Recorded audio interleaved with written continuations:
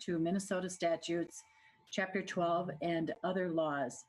Further attendance of the meeting by any member of the City Council, city staff, or the public at the regular meeting location in the City Council chambers is not feasible due to the COVID-19 pandemic and closure of City Hall to members of the public. As a result of foregoing, the special City Council meeting will be conducted solely by telephone or electronic means as provided in Minnesota Statute 13D.021, and no in-person meeting will be conducted in City Council chambers.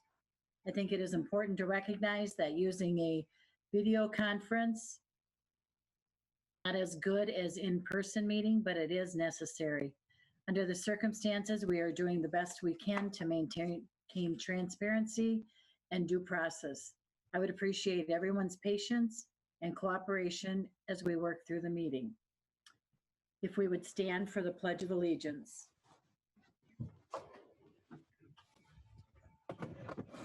I pledge of allegiance to the flag of the United States of America and to the republic for which it stands, one nation, under God, indivisible, with liberty and justice for all.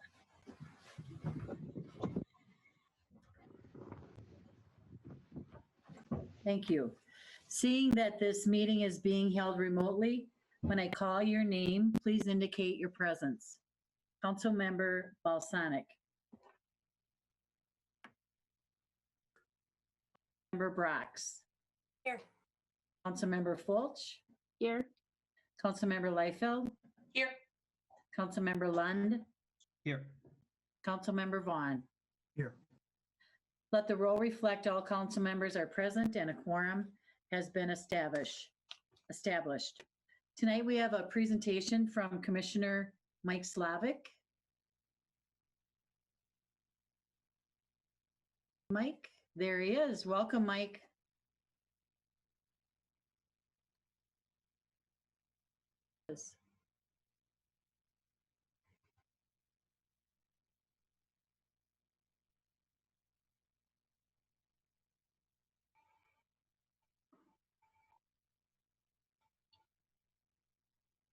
Mike.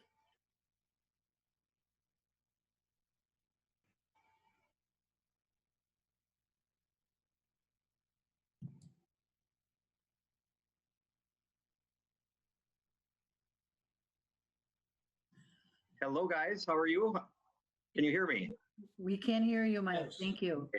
Thank you. Of course, this was the time when my video went down. So, well, thank you very much, Mayor, council members.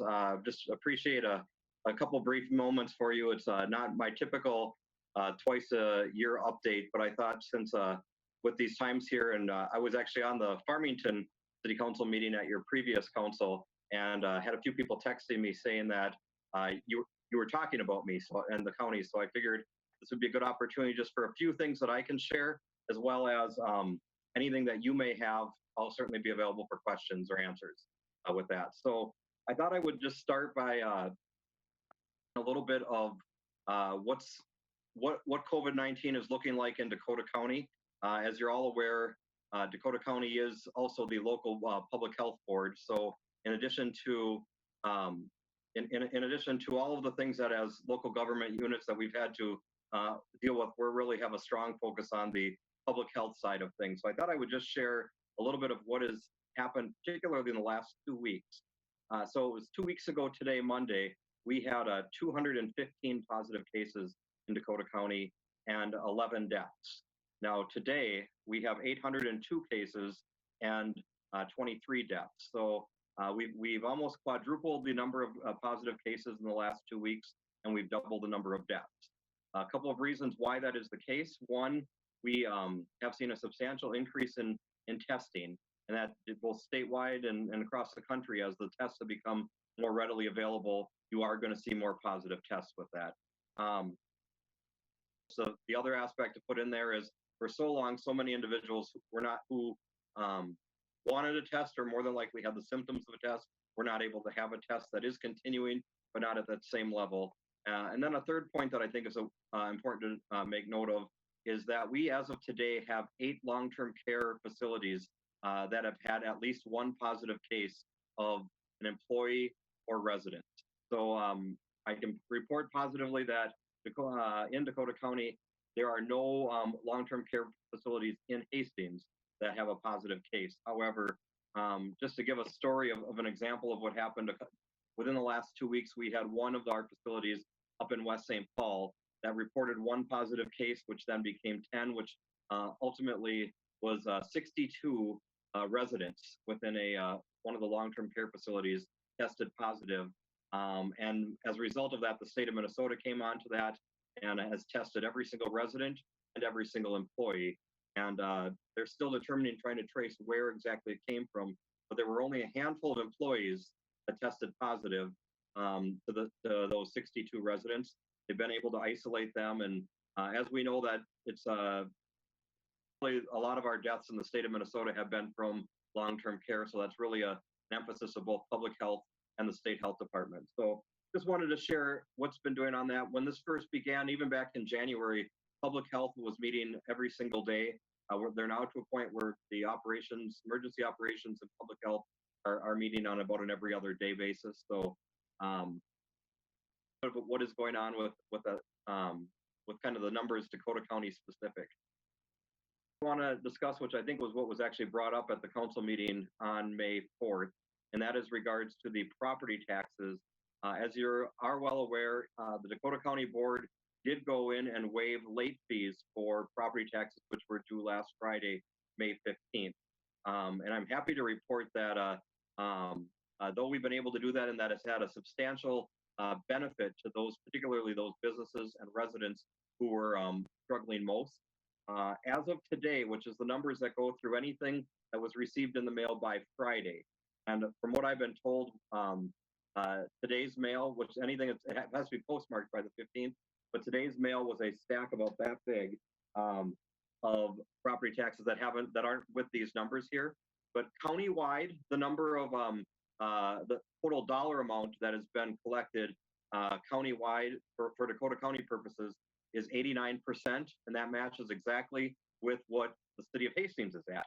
We were at a lower number on Friday when I reported to Mayor Fassbender and John Hinsman at the chamber meeting, but we have just between Thursday and Friday, about $600,000+ came in for the city of Hastings alone. So to give perspective, once again, as of Friday, 89% of the dollars are in for city of Hastings, Dakota County, and just over 90% of the overall first half are in for the school district.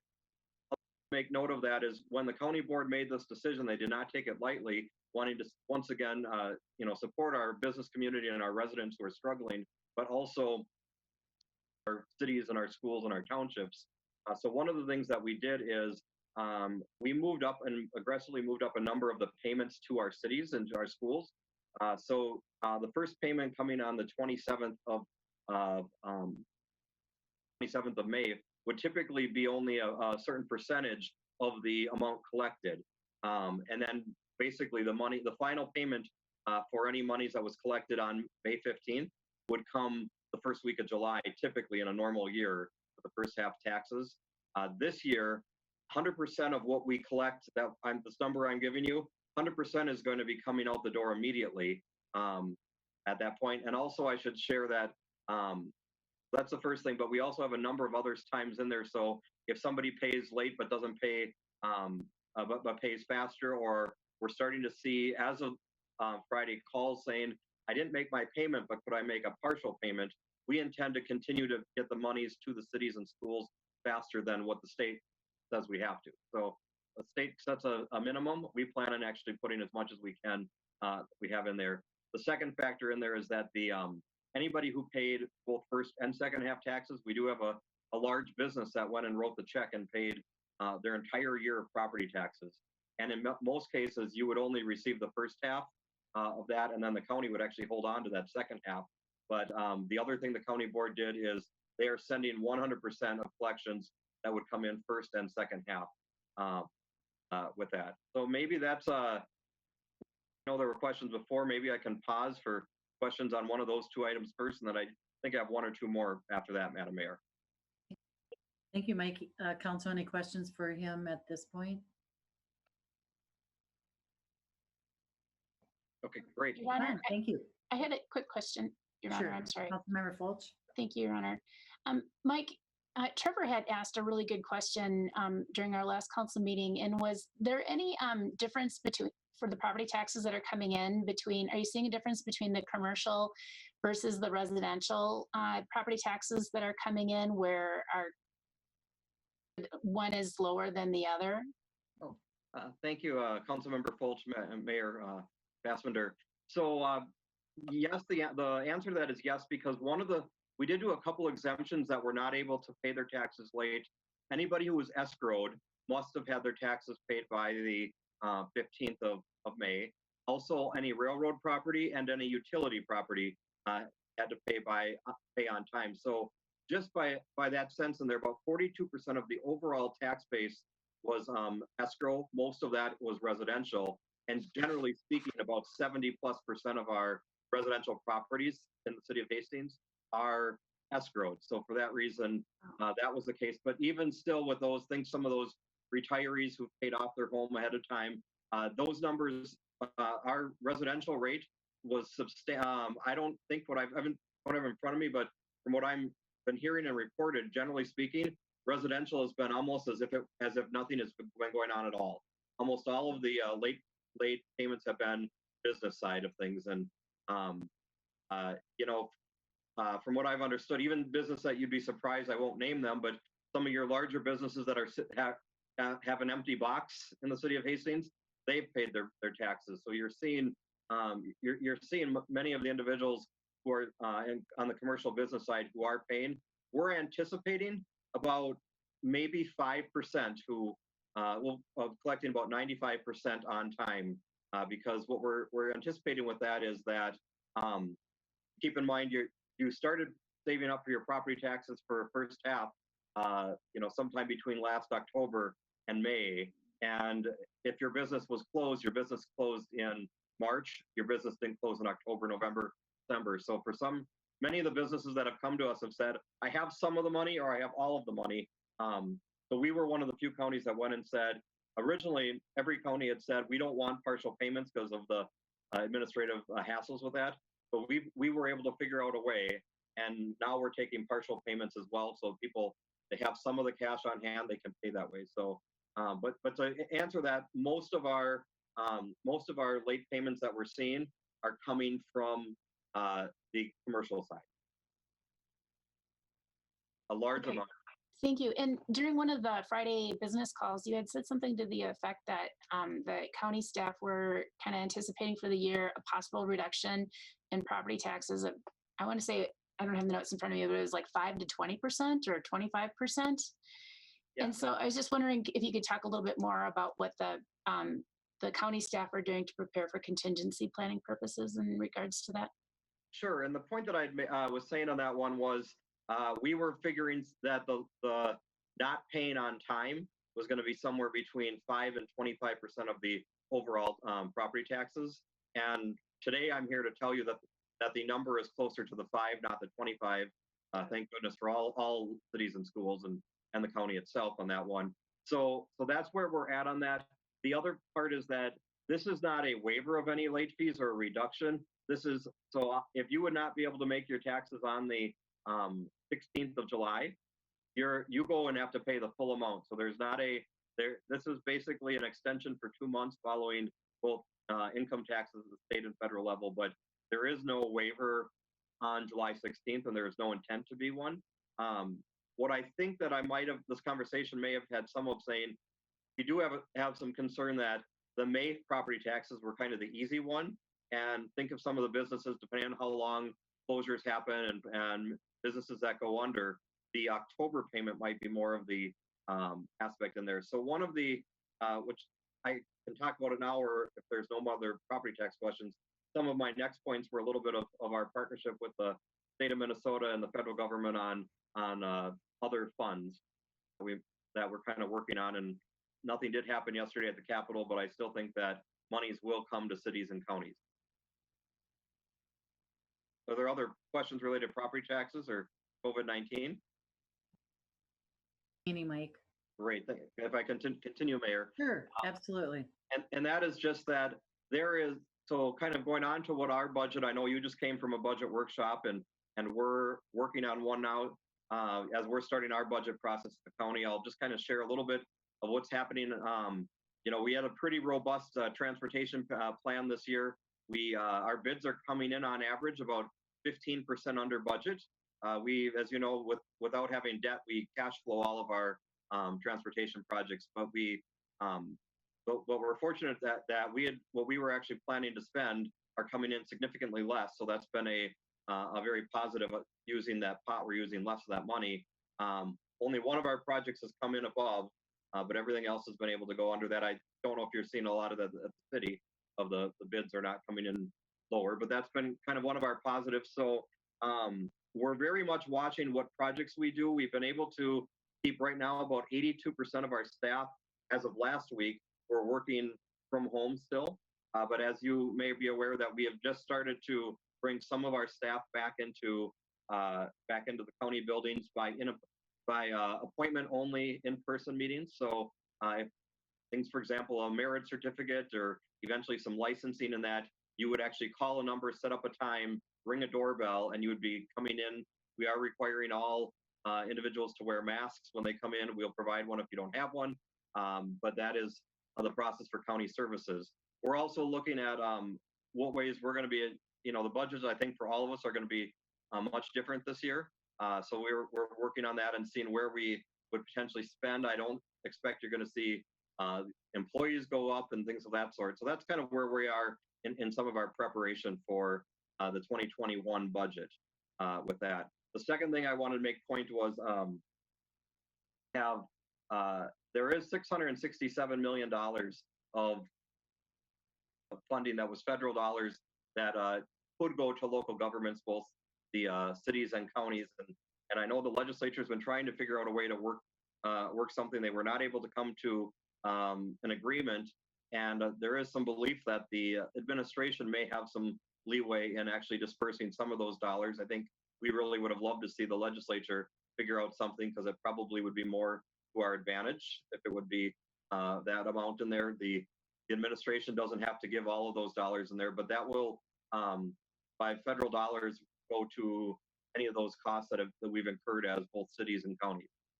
So we're continuing working with that. We've been on a number of delegation calls with both Senator Smith and we've Senator Klobuchar's staff, as well as Congresswoman Craig and our state delegation, working to try to make sure that we can show what these dollars are. We're roughly, as a Dakota County, the costs that would be eligible somewhere in that $15 to $20 million, not including loss of revenue with COVID dollars for us is what we have as eligible expenses. And so that's continued to be what we're working on as just what goes in there. We do believe there will be dollars that will be coming. We just don't know what they'll look like. Answers a little more of the other part of your question, Councilmember Fulch. That's all I have for you, unless there are other questions. Thanks, Mike, for the update. Council, any questions for Commissioner Slavik? Seeing none. All right, thank you very much for your time. Thanks, Mike. Stay well. Thanks, Mike. You as well, thank you. Okay, council members, are there any corrections to the minutes from the regular meeting, May 4th? Seeing none, they are approved. Okay, comments from the audience at this time. For public comments, we have options for comments to be mailed prior to the meeting, as well as interpretive feature during the meeting. For the email comments, they have been forwarded to the city council members and their receipt is acknowledged. Please recognize that items not on the agenda will not be discussed this evening. We ask the attendees use the raise hand feature and they will be invited to speak one at a time. I also want to remind everyone for the public comment period is not intended for any extended dialogue. Is there anyone here who would like to address the council? Hang on, I gotta check.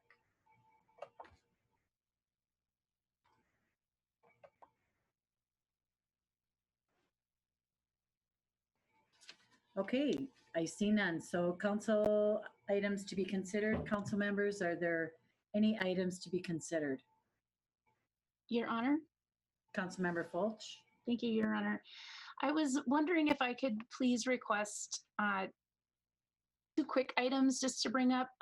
The first was something that Councilmember Balsonic had brought up at the very end of our last conversation, but I thought it was worthy of further conversation, and that was about city communications and just to further that discussion, I thought he brought up a very good point, and we just ran out of time. Okay, And then the second thing I wanted to ask about was in regards to COVID-19, and that's in regards to testing our first responders to ensure that they're able to stay healthy. okay, I'll add both of those under administration. Thank you, ma'am.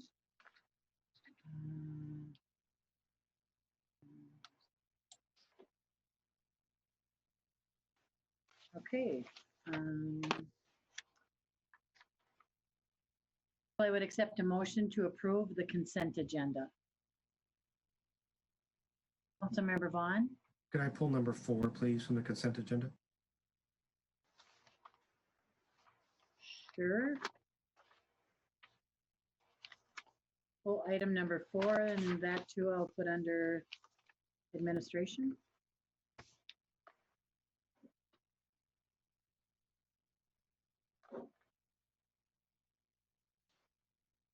That being removed, council, I'll need a motion to approve the consent agenda, is it? Councilmember Brock? Councilmember Brock's motion, first motion. A second? Your Honor. Councilmember Vaughn, second. Clerk Flatten, would you please call the roll? Julie's not here, so I'll be, Oh, so any place in the script that says Clerk Flatten, it'll be me. okay. Councilmember Vaughn?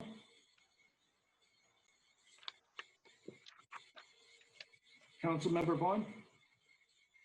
Yes? Councilmember Fulch? Yes. Councilmember Balsonic? Yes. Councilmember Liefeld? Yes. Councilmember Lund? Yes. Councilmember Brox? Yes. Mayor Fassbender? Yes, Passes unanimous. motion prevails. Okay. Tonight we have a resolution award contract for 2020 neighborhood infrastructure improvements. This item tonight will be introduced by Public Works Director Nick Ager. Nick, welcome. Thanks, Mayor. Good evening, council members. As you see in the packet, we do have a recommendation to consider a resolution to award this contract for the 2020 neighborhood infrastructure improvements. We did have 4 bids come in on this about 3 weeks ago, April 22nd. I guess it's closer to 4 weeks ago now. And pretty good competition. Lowest bid coming in at just shy of $3.6 million on the base bid, with another $36,000 on the bid alternate that was in there. That's for a small scale project to do some curbing in the Levy Park area. The total bid is about 13% below what our construction cost estimate was, or $500,000 roughly. And we feel that that's a pretty good price on this big of a project for this year. One thing that we do, and we have done historically for the last 15 or so years, is run bidders through, low bidder through a post-qualification review process. They're required to submit a variety of background documents that speak to their ability and wherewithal to do the work, their work history, some references, and those sorts of things. And we take that through a process, and then the bidder is assigned scores for various categories that they have to meet. And in this case, with A1 Excavating, the low bidder, they did meet the minimum score with, you need a 10-point score, and they had a 13. We had a very relevant experience that fit into that, since A1 had our big project last year, so that was directly applicable to that review. That experience was a positive one. So with the competitive bid, staff would recommend moving forward on this. I did want to take a few minutes to talk a little bit about just financial types of concerns. We know that from some previous discussions and comments of council over the last few weeks that awarding a big project contract and having the assessments tied into that also move forward might present some concern as it relates to property owners' ability to pay for those. So what I've done in the memo is lay out scenarios for consideration. And keep in mind, staff is coming at this really with only a couple that we see as ones that we could stand behind and recommend. So the initial option is to award as presented, perform the construction work this year, and also move forward and assessment hearing and adopt the assessments in 2020. What this does is set a schedule for the assessments becoming effective later this year. This is the standard practice that we have done year in and year out. What we have with that is the assessments would be adopted at some point in the next few months, and then they become due this fall, and folks are able to pay a part of that or all of that before November 30th without interest or any fees. And then whatever remainder there might be after that date is pushed to the property tax statement and is put on a 10-year repayment schedule that begins in May of 2021. So under that scenario, if someone did nothing and didn't make any payments, they could wait until virtually a year from now, and then they would begin making the first of 10 annual installments. And they are free to pay off anytime within that 10-year period, but it allows for up to 10 years.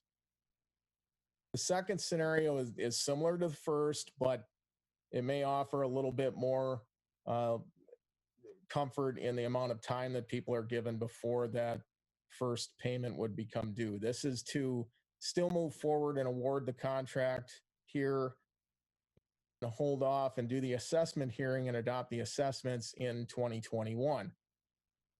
Looking at this, we have consulted with our bond counsel, financial consultant, and they have assured us that we can go through with that sort of process, and we would end up getting a similar to same rate that we would if we adopted assessments in 2020. So what I've done, see a little bit further on in that memo, is I have laid out the scenario I described a moment ago, as well as this scenario. And you'll see from those tables that the overall payment schedule and the bottom line cost for someone with an average assessment of $4,500 essentially has the same bottom line cost at the end of the day. The main difference being in the second scenario, none of the payments would be expected to come forward until 2022 at the latest. That's the latest that they could begin. So people quite a bit more time, another full year before any repayment would be expected. I will note that in doing the second process and waiting to adopt assessments in 2021, but doing construction this year, point out that in the past, we did have a process similar to that, and we tended to hear a lot of commentary at public hearing for the assessments that tried to correlate individual experience that they might have had during the construction project and justifying that with adjustments to their individual assessments. So it's just something to be aware of in terms of the dynamic that you see to hold the assessment hearing after the project is over with. The third and fourth options staff has in there just to make sure that you're fully informed on this, but neither of which are things that we're recommending. First one of those two is to postpone construction for this year, not award a contract tonight, not do any assessments, of course, and put the whole thing off until 2021. As I mentioned earlier, we feel we've got a pretty darn good price here with this bid that we have in hand. In that scenario, we would have to the whole project, do the whole process all over again in 2021. A lot of uncertainty about, well, will construction prices hold or be as competitive or better? We don't know. We also don't know what interest rates there would be if things were to hold off until 2021. Also add that 15th Street, the anchor street in this overall project, something that many in the community have been waiting for quite some time. I don't think I have to sell any one of you on the fact that it's in very rough shape and has been for the better part of my career here, and that goes back 18 years. So we've needed to do something substantial with it for quite a while, and work off another year does mean that we would have additional maintenance efforts to hold it together through the next year. So I put that there for informational purposes, but I don't recommend it. The last thing that you'll see in the memo regarding an option would be to, well, we explored as staff, could we extend the repayment time limit for assessments from something 10 years, the standard, to something like 15 years. We did explore that, and it can be done. However, staff in determining the overall cost for not only the individual property owner or resident, the city as a whole does go up. We have a longer repayment, and the interest rate is applicable throughout that term. Therefore, at the end of the day, you are continuing to pay interest up to the end of that loan, in essence. So, for instance, with an average $4,500 assessment amount for a property owner, they would end up paying about $500 more in the long run to do things in that way. So again, all things considered, under that type of scenario, we are not recommending it due to the downside. One thing that I want to reiterate that we have talked about and bring up in every single year that we do these reconstruction projects is we do continue to have the assessment abatement program, the Dakota County CDA and CDBG funds. This year we'll have about $71,000 available to contribute towards that for low and moderate income households. So I just want to make sure that that's also out there and in consideration. So I'll stand for questions here, but staff is recommending to move forward and award the contract tonight.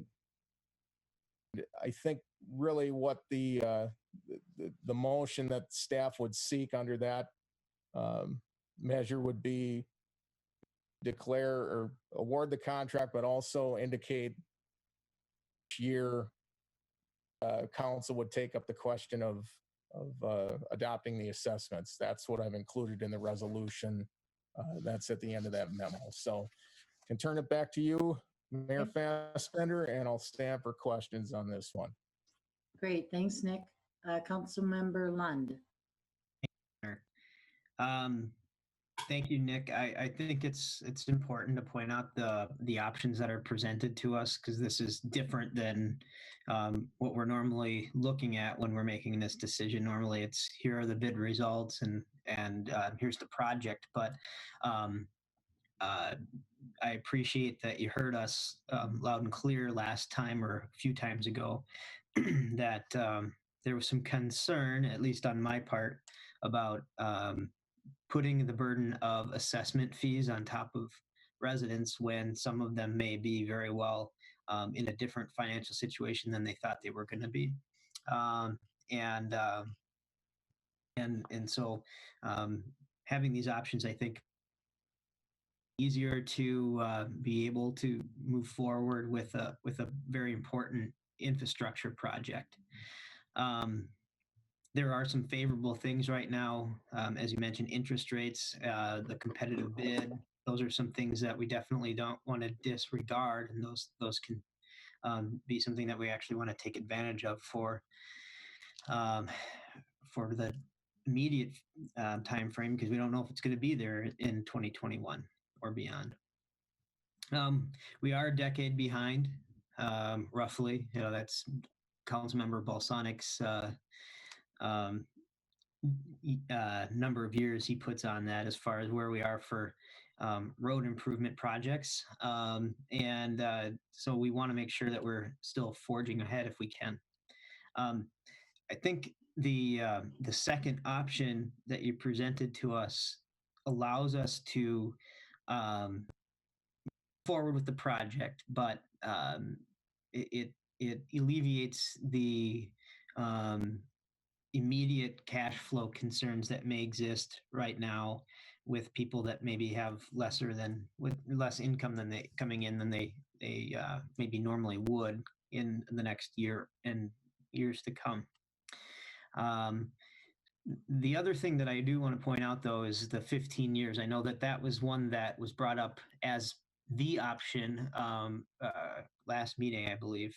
And although you're not encouraging that, I think it would be nice to look at that as well, because and this is where I'd like you to correct me if I'm wrong, Nick, but they are able to pay that down sooner, right? So they can take on the 15-year, and let's say they pay the 15-year rate for 2 years, and then they can effectively convert it to a 10-year or less if they want to pay it off faster, correct? So that interest rate, or that interest that's accumulating that you're mentioning, that $500 on a $4,500 loan may not be quite as much in the long run.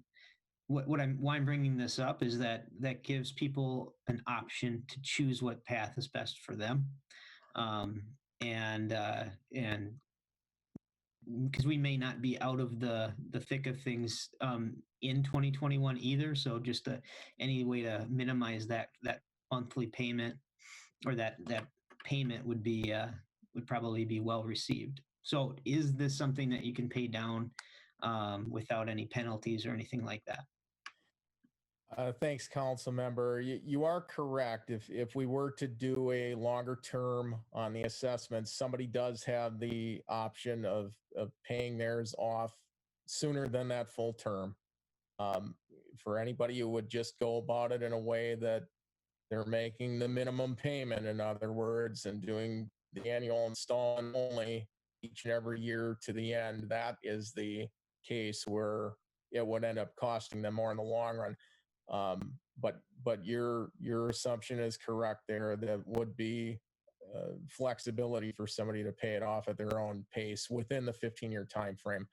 I may lean on Melanie a little bit to help me describe more detail what that impact is for the city, the bigger picture, just to make sure that we cover that. If you could, Melanie. Yes, if I may interject, the reason that we looked away from the 15 years is because the cost for the overall project was getting close to $500,000 higher than for a 10-year project. So it's, $500,000 is a lot of money, and it's a lot of road work that we can do in the future. So that was why staff chose the 10-year and did not bring forward the 15-year path.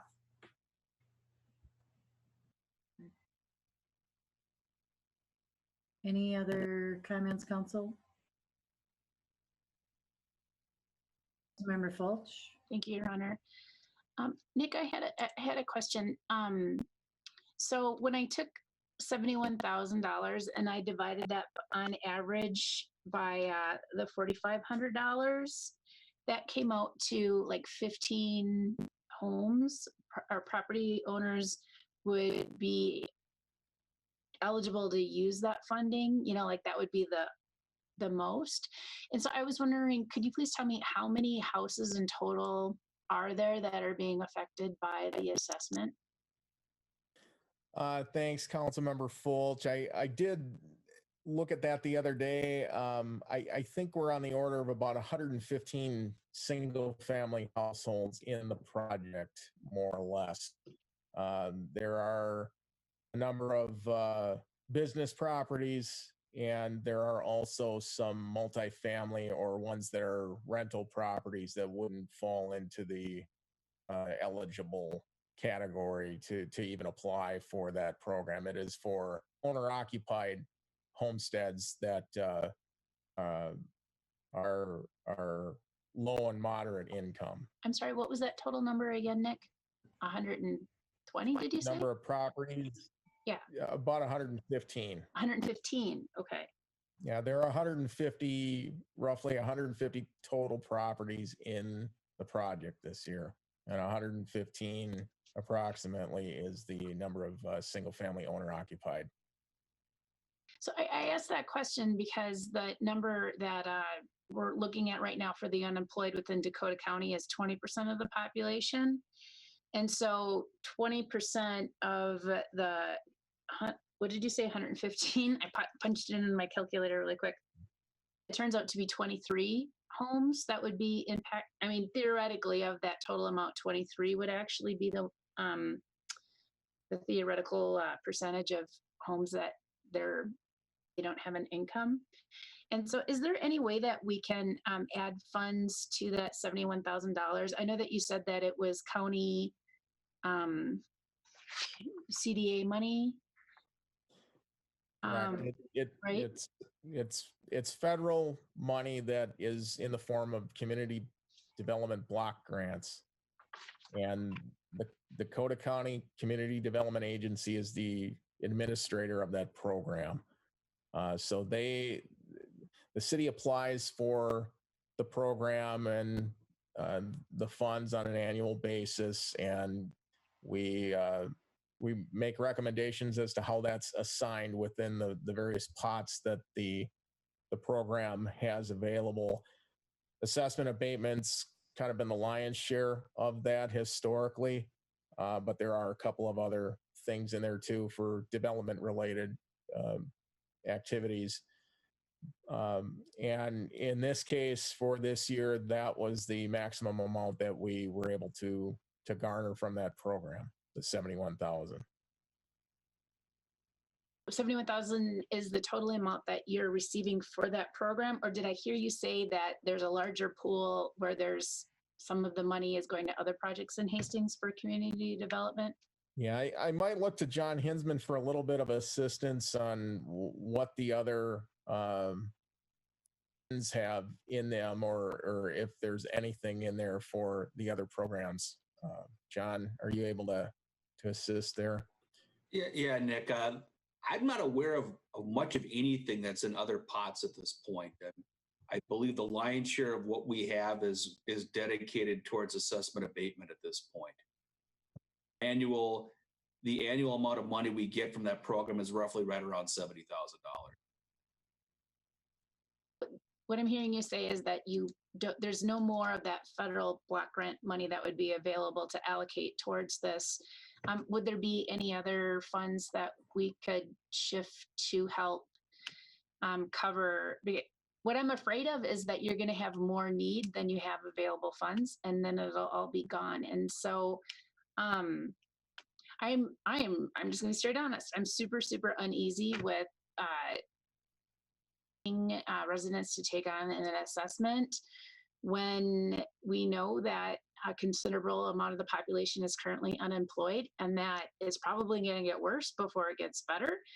And so I am easy with that, and I want to make sure that we have enough of a safety net to be able to catch the residents that that may already be in economic harm's way, and that this would be just a further kick to the shins to ask them to take this on. I mean, in all honesty, I don't. I'm really afraid of the impacts that this could have to individual households.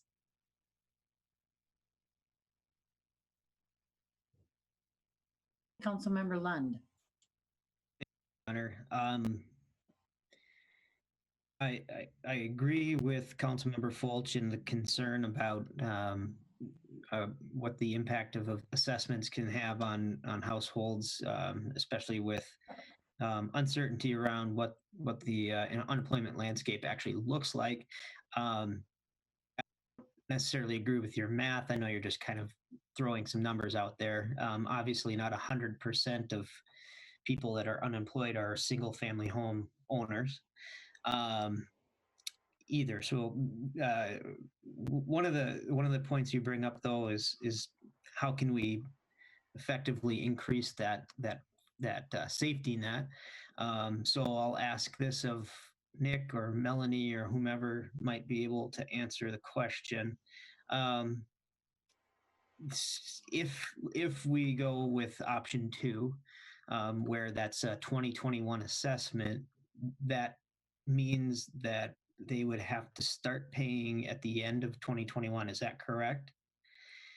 That is, they have the option to pay some or all of their assessment before November 30th, 2021, if the assessments were levied in 2021. 2021. If Okay. they choose not to do that, then it's mandatory that they're on the installment repayment plan that begins in the spring of 2022. 2022. So there's quite a distance between construction commencing and when these payments are going to have to start flowing out. So that is good.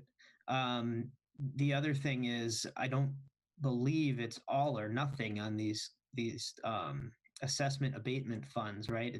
It could be that I owe that $4,500 figure, but I qualify for $2,000. So it could stretch out further than what your math proved out to adequately fill the need. And then the other thing is that, and this is a question, can we add the assessment abatement monies from 2 years together, since we're looking to move this one effectively out, then that would make that $140,000 roughly.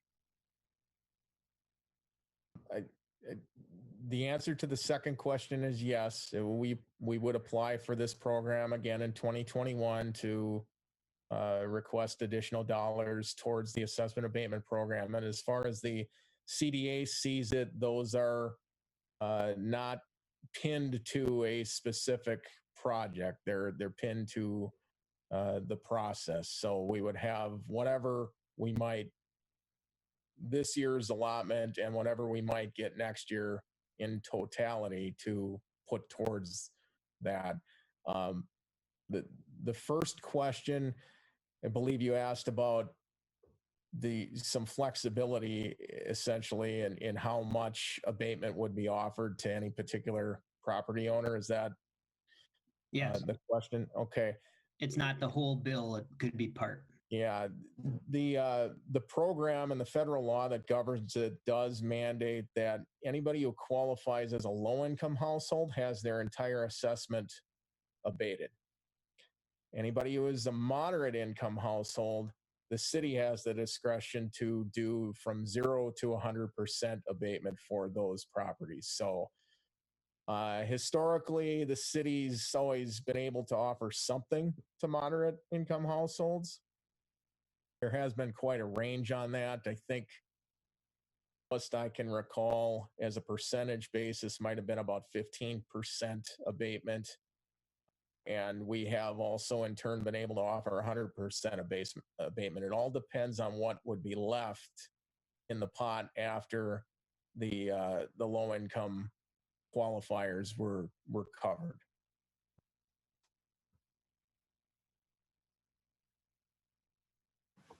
Councilmember Balsonic. Thank you, Your Honor. We could take a look at historically what's gone on. The best example is, again, the Great Recession back in 08, 9, 10. And everything worked out. there were very few, and again, I don't know who's got the figures on this. If Nick, if you have anything, Melanie, you weren't here but we had that 2008 project was a huge project. It covered Spring Street, it covered 7th Street, 8th Street, 9th Street, 10th Street, on the east and west side of Vermilion. It covered Ramsey, I believe, and I think Sibley as well. It was a huge project. It was one of the biggest that we had ever done, and we did it in the middle of that recession. We came out of it okay. Property owners did. Lots of things happen in 10 years. You know, we did come out of the recession. Some people sold their houses. You know that when you sell a house, you've got to pay off your assessments. Hopefully you do that with the profit you made off of the house, and so on and so forth. The escrows were automatically collected by the mortgage companies to the extent that they were required. And like I say, it all worked out okay. And we had another project in 09 that was just about as big. And keep in mind that at that time we were building the new bridge from 09 to was it 13 or 12 or thereabouts. There was all kinds of activity going on with regard to bonding and assessments and street improvements and mill and overlay and what have you. And we did okay. Now, you know, I don't know if we're, I don't want to say out of line, but I'm looking at, Nick, you pointed out here in the resolution, as the city will consider adoption of special assessments in blank with a blank year assessment repayment schedule for property owners who choose assessment to be placed on the county property tax statement. So we don't have to decide any of this tonight, right? Or do we? That council member, this is what staff's recommending as a measure just to, I think, the schedule in motion for when that assessment hearing would take place. I suppose there would be flexibility on that, the second part of that question there that you're referencing as to the length of the term. Correct me if I'm wrong, Melanie or Dan, as to when you may need an answer, you know, as it relates to bonding and the term of repayment, if that's a critical piece right here and now. You going to have Melanie give an answer, or is that a rhetorical question? I think I am looking for some help, council member. Okay. On that piece. Melanie, do you have anything that you could assist us with? Need to know the term that we were bonding for. Well, before we bonded, but that process would start almost immediately after this meeting because it takes 2 to 3 months to go through the process. Right. Sometimes 4 or 5 before we receive the money. Right. So it would be preferable to know the term. I did look up last year's abatement program just for reference. Last year, the project impacted a total of 296 properties. The vast majority were single-family owner occupied. We had 29 applicants, and between 29, we awarded $111,710.70. So we have less than half that number, about a third of that we have $71,000. So we would have to have a much higher percentage apply for the program and qualify in 2020 than what we had last year. Let me ask you, if we make a decision tonight, 10 years or 15 years or whatever, is this something we can go back and look at again and adjust? Or are we, once we make a decision tonight, that's it? There's a little bit of flexibility with the special assessments. We kind of talked about that at the last meeting. There's not a ton, but as far as adjusting amounts and taking a look at it, we could do that if that would be council's wish. As far as the debt, the 10-year structure, that would be permanent. That wouldn't change. Well, I'm in favor of the 10-year.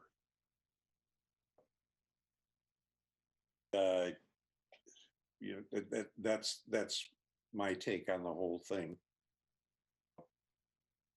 And somewhere down the line, if we need to, we've got provisions for a little bit of wiggle room. With that, I'm going to motion that we pass the resolution receiving bids, awarding the contract for project 2020-21, the 2020 neighborhood infrastructure improvements, a 10-year rate of assessments as a maximum. Thank you, Councilmember Bosanic. Second by Councilmember Lund. Oh, No. Discussion?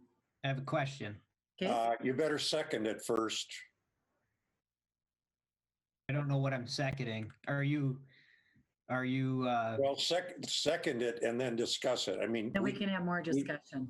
yeah, you can always vote it down once we get a second. I'll second. Councilmember Vaughn will second it. Council discussion, Councilmember Lund. thank you, Your Honor. I wasn't quite clear on what the motion was. So if I'm understanding correctly, Councilmember Balsonic just wants the 10-year period, but I'm not sure when, if he wants to defer the assessments to 2021 or not.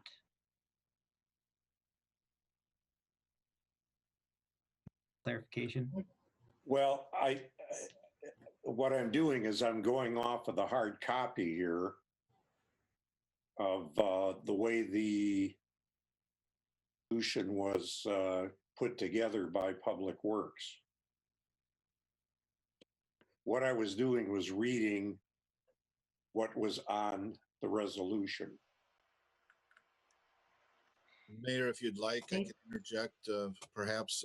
I believe the intent of Public Works with the blank that's noted at line 3 in the resolution was to give the council the opportunity to specify either the assessments would be adopted in 2020 or they would be adopted in 2021.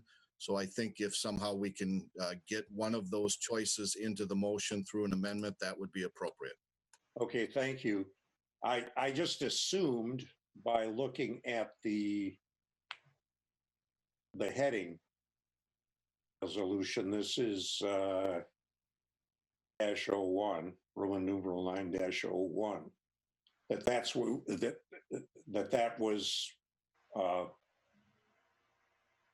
that was assumed. What I would like is for it to be 2021. That we go ahead and start the assessments in 21.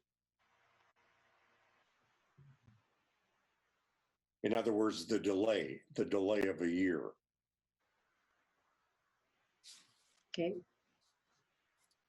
Councilmember Brax. My question is, how much additional money will it cost us to defer the assessments another year per the proposal that Councilmember Balsanic is making through the motion? I assume that if we push out assessments, that will cost the city additional money. And I'm just wondering if there's any way we can ballpark what that additional cost might be. Answer that for Lori. I don't have that calculated, but what ends up happening is it's more of a cash flow thing through finance. So I can get a hard figure for you, but I don't think it will be significant. Melanie, and I guess my concern with pushing out the amount to 2021, I understand that people do need relief, but my concern is a lot of large employers, of which I have one, have no understanding of how this financial, what is going on now is going to affect their budget for the coming year. And for example, my employer, they tend to lay people off in the fall and the winter. And so I would expect that some of those type of employers aren't even going to make a move with people's jobs maybe necessarily until that time. So my concern is, yes, we do have a number of people here who are going to have different financial situations, but by pushing it out, I don't know that that's going to make some people's financial situation may get better. Some people's financial situation may get worse. I don't know that it's really going to accomplish what we're trying to accomplish, but I like the idea of giving people options. I guess my proposal is, and I guess to vote on this motion, I would probably vote not to push out the assessments to 2021, because I just think that we have too many things that we don't know yet about what the future looks like. And I don't know that it's going to give that much more time and financial resources to people to come up with this money for their assessments. I think we're guessing, but I don't know that we have any facts to back up that assumption.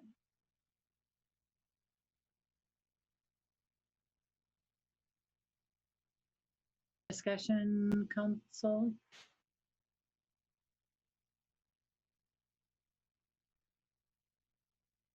Trevor, you're unmuted. Does that mean you want to speak? Well, somebody put some dates in those two blanks. Nick or Melanie put some dates in there. If I could, I think to Attorney Flegel's point that there needs to be a motion to amend the initial motion to help motion, Joe, in filling in those numbers, those two blanks. Is that accurate, Dan Flegel? I agree.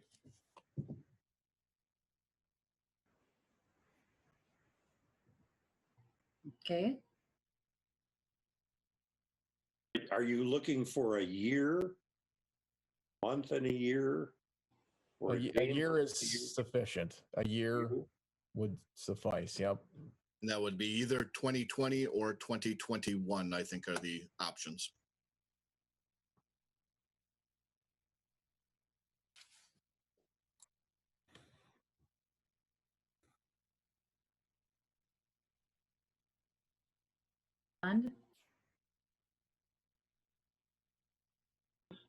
Unmute. I'd like to make an amendment to the motion.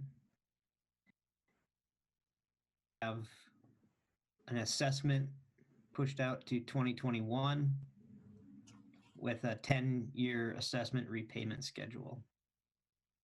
And I'll second that. Okay.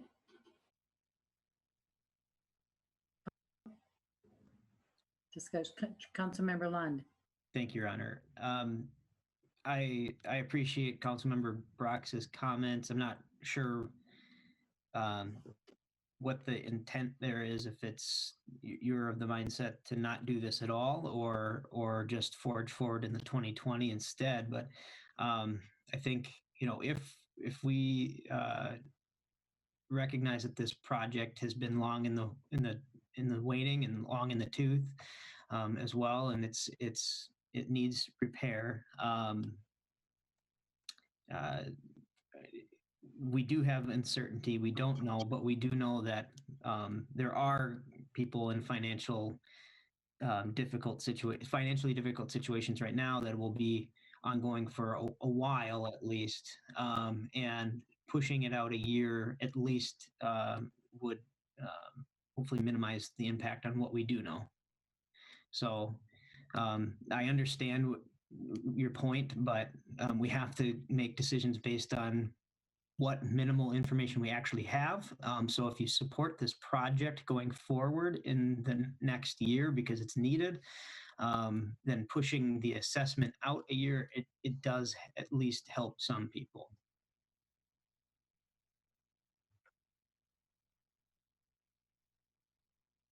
Brox. The purpose of my comments was to say I do support the project. I think we need to get it done. It is a project that needs to be done. It's very rough, and we need to start on 15th Street, and we need to start getting this accomplished. But I guess my concern is just that deferring it out, until people start repaying in, I think, May 2022.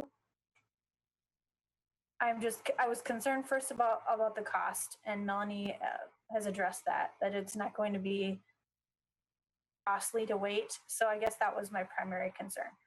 If it's not going to cost additional amount of money, then I can support repayment of pushing it out to 2021. I guess I'm just concerned that doing that, we're going to be in the same situation where we have some people in a better situation, some people in a worse. And I don't know, like you, how to predict that. So I can support it. I'm just concerned with what we don't know. Councilmember Layfeld. So just to clarify, Councilmember Brox, so if somebody, because we're pushing it out, if somebody has the means and wants to pay it, or in 2020, they can, correct? So for like kind of where your thoughts are is someone who's not in a financial burden or hardship right now, but could be a year from now. Where are we concerned about what would happen a year from now? Or, I mean, I guess I don't see a bad side to this. If, like Councilmember Lennon, if you're stating, we want to make sure we're keeping our infrastructure up and taking care of the city. By all means, I guess we look at it as, if you've got the means to pay it now, absolutely feel free to do so. Not knowing where you'll be a year from now, I'm not sure. So I would support going forward with the 2021 in that date under the special assessment options. Any other council discussion? So city attorney Councilmember Fulch? I just want, thank you, I just wanted to clarify. So if we delay payment until the end of, the assessment until end of next year, people would actually apply for financial assistance next year. It wouldn't be this year, correct? So then it would be more reflective of their current financial situation in case, which there's a lot of speculation that things are going to worse. To answer that, council member, the council would take up the question of adopting assessments in 2021 with the amended motion as currently on the floor. The abatement application process would take place also in 2021 in the fall. Okay. And so I think to answer your question about what financial status is taken into account, it would be at the time of 2021 financial status of applicants. And that this is based purely on motion as it currently stands. Thank you, Nick. You're welcome. Yeah. Melanie, go ahead. I just want to make a clarification to make sure that council is aware that the city will not accept a payment for a special assessment until the city council adopts the special assessments. Just because it's not an official bill until you adopt it. So we wouldn't be able to take them until 2021.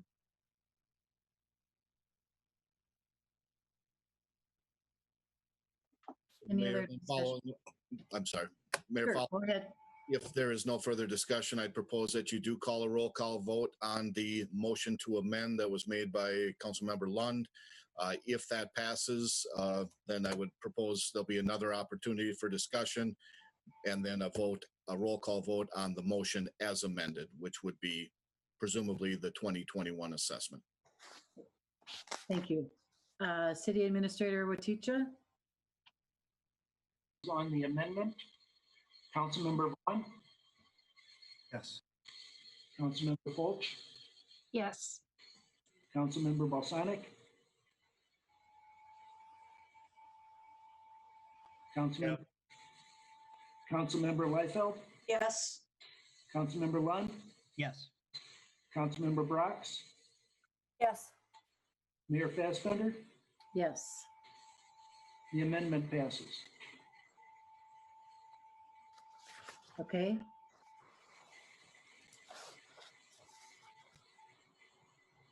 Then we'll take Councilmember Brox. Did you want to speak? I just wondering if we could reread the main motion so everyone's clear on what we're voting on. Sure. I have that the main motion as amended is adopting the resolution receiving bids and awarding contract for project 2020-1, the 2020 neighborhood infrastructure improvements, and filling in the blanks that it would be a special assessment year adopted in 2021 and a 10-year term. Any other discussion, council? City Administrator Dan, would you call the roll? Councilmember Vaughn, Yes. Councilmember Fulch, Yes. Councilmember Balsanic, Yes. Councilmember Liefeld, Yes. Councilmember Lund, Yes. Councilmember Brox, Yes. Mayor Fassbender. Yes. That passes unanimous. Motion prevails. Okay. Thank you. Okay, tonight we also have a resolution to rejecting bids for 2020 Melon Overlay Program. This item will also be introduced by Nick Egger. Thank you, Mayor Fassbender. Yes, for this one, council has before it a resolution rejecting the bids that were received for the Mill and Overlay Program. We did get 6 bids in on March 26th for this project, and they were fairly tightly submitted with a low bid of just under $540,000 by Bituminous Roadways. In taking a bigger picture look at this and in consideration of financial uncertainties, city staff had a lot of deliberation on what to recommend here, but we did land in a place where because a large sum of the funding towards this project is essentially cash out of city general funds, and because we have a bid bond for this project that expires in about a week, we're at a point now where a decision has to be made. And with that remaining uncertainty as to what the rest of this year holds for the future and what demand that might have on general fund dollars to make adjustments and so forth, we are recommending to reject the bids and cancel the project as it sits right now. It does not mean that if things were to change rapidly in the next several months, or we get a stimulus program out of the federal government or something of the sort, that we can't reassemble a bid package and give it another shot to do something later in the year, as long as there's construction season left to accomplish it. But this place and time right now with the financial components that go into this one, we just don't see a level of comfort to be able to recommend doing it. So that's kind of it in a nutshell for this one, and the resolution does reflect that recommendation to reject the bids. Nick, council discussion, Councilmember Fulch. Thank you, Your Honor. Nick, thank you for making that recommendation and trying to do the prudent thing for the community.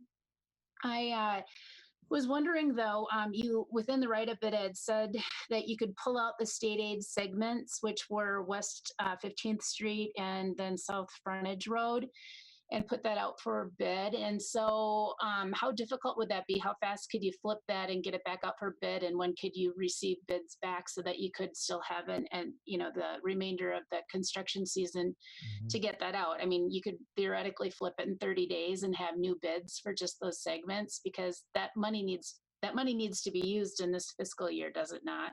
The state aid money? Remember, several part question there. I think Sorry. they said no problem. The money does not need to be spent in this year. The funds in the state aid account do sit there until we spend them. State aid does like them to be spent and that money to be put into the ground, so to speak, with projects and so forth. But there's no mandate that year in and year out we have to spend any particular amount. On your question of turning around and separating out the state aid only streets and doing a bid for just those, it probably would be a pretty short turnaround on that. We would have to still do a 3-week bid period from advertisement to bid opening. So there's at least 3 weeks.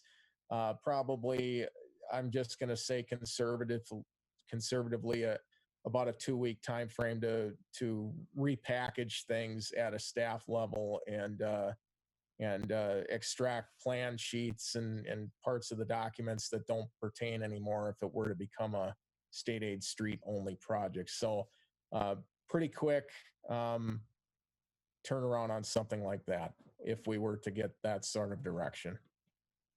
Okay, thank you for that. And I would just like to say that it's important, as we had in the previous conversation about the neighborhood reconstruction project, to try to keep some of these projects on task. And so if we have funding readily available for those pieces of this project and we could move forward on that, I would like to see that happen, because I think it's really important to try to maintain construction projects, not just for the benefit of the city, and getting these projects done, but then also that provides jobs in our communities as a stimulus. And so by not implementing the project this year, that just kind of snowballs the problems that we're seeing overall in unemployment. And so I think that it's important to try to, where we can, provide some stability to construction work to do so. And so I would be highly in favor of just repackaging it and putting out for bid that segment of the project. Thank you, Nick. Okay. Councilmember Lund. I think it's great that you are looking at these two different projects and having different opinions on them too. We just passed a infrastructure project, so why is this different? This is different because of the funding mechanisms. And I think if we're tapping into the general fund right now for something like this, then we're possibly going to be looking back with regret. So I support rejecting it. I also appreciate Councilmember Fulch's creativity and I'm curious how much of that project is state aid, dollar-wise? Council member, it was about $250,000 of the overall price tag was state aid, street-related work.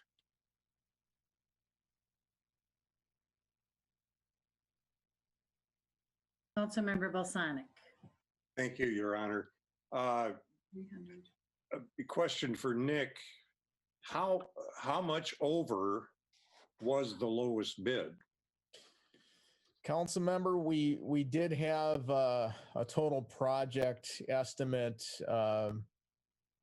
It's very similar to that figure. However, we're to play the market and see what it would tell us. And unfortunately, in this case, the low bid came in real close to what we actually estimated. So that said, and to answer your question, that price did extend a little bit the component that was local streets within the overall project. We would have had to look at supplemental funding to make that one whole, and to get everything that's shown in the map as a local street completed. And that's to say Northridge Drive and Stonegate Court.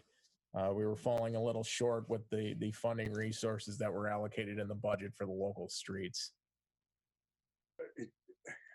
Thank you.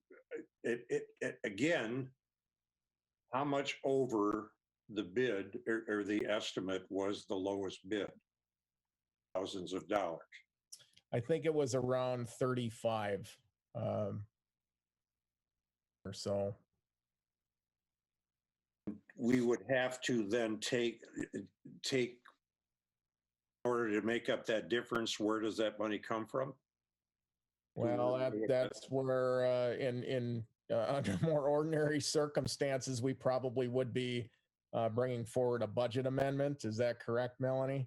To infuse a little bit more general fund dollars to make that one work.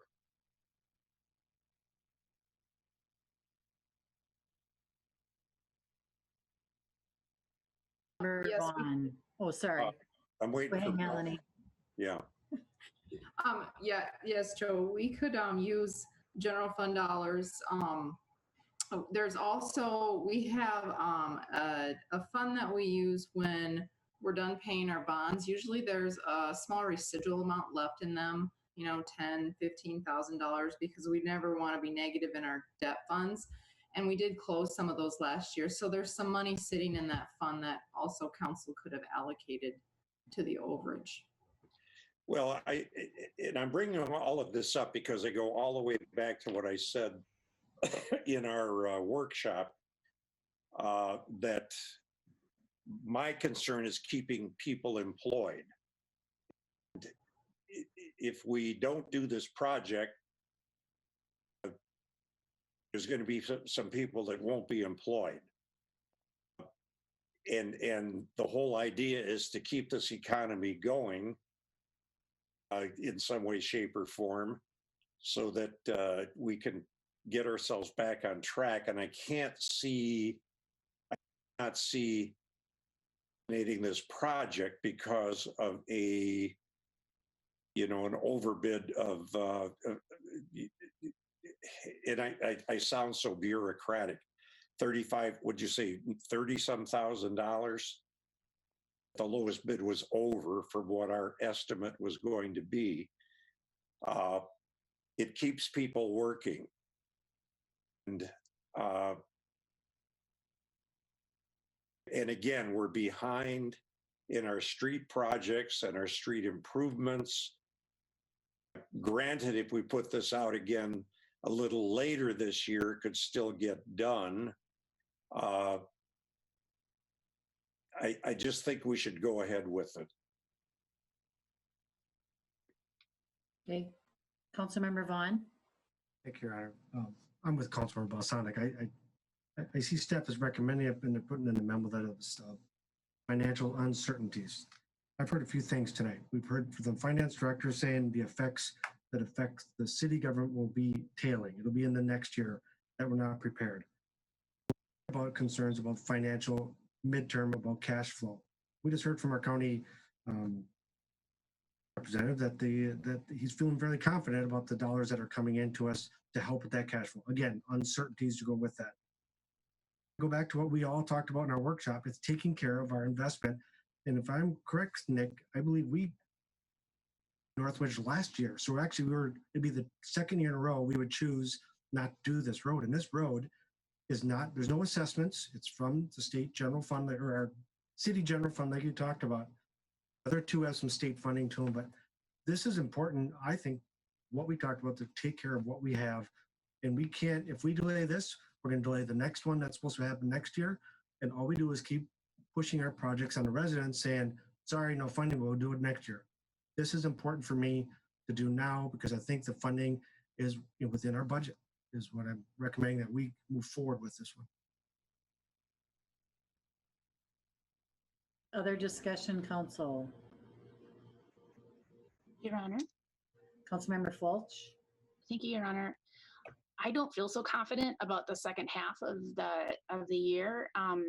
And then also the other thing that we haven't had an opportunity to talk about is the fact that the Highway 316 project won't be at this point receiving any bonding money because the House Republicans blocked the vote for the bonding bill to be passed during the legislative session, which is now over. And so we haven't had the opportunity to discuss what does that mean that we didn't get that gap funding. And so I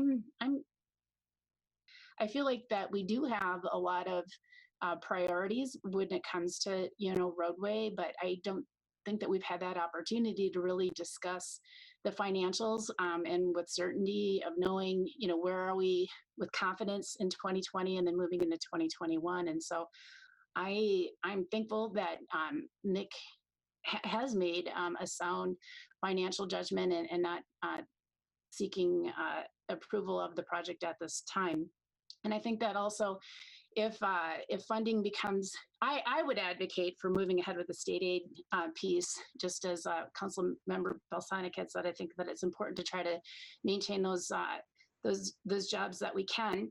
If there is theoretically a federal stimulus bill that moves forward and there's a lot of construction money that's made available, we might not see the rates that we saw right now, even though it was a little overbid.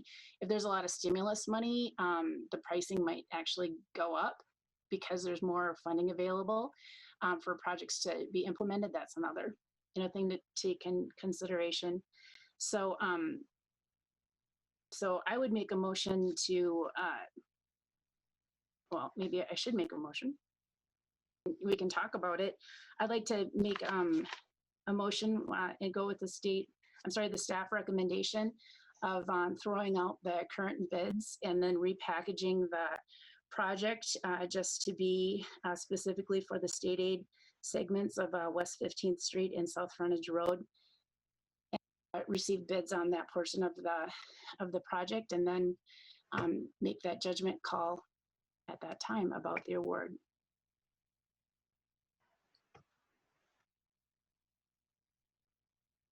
Anyone wish to second that?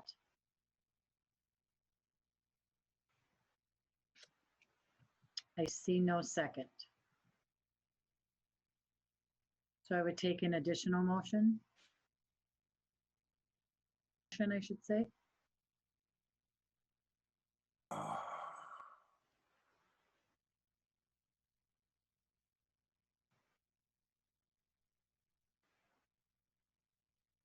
You're talking, you're on mute.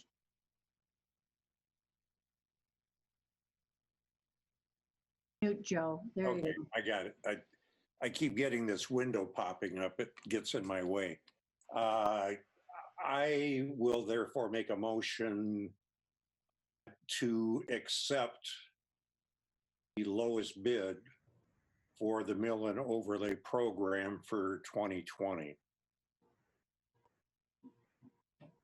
Second. Second by Councilmember Vaughn. Council discussion.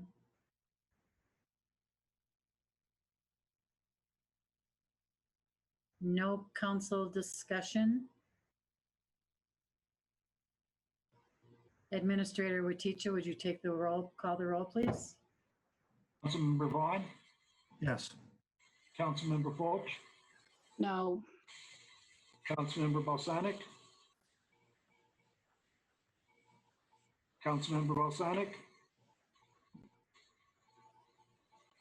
Yes. Councilmember Liefeld, Yes. Councilmember Lund, No. Councilmember Brox, Yes. Mayor Fassbender, Yes. 5-2.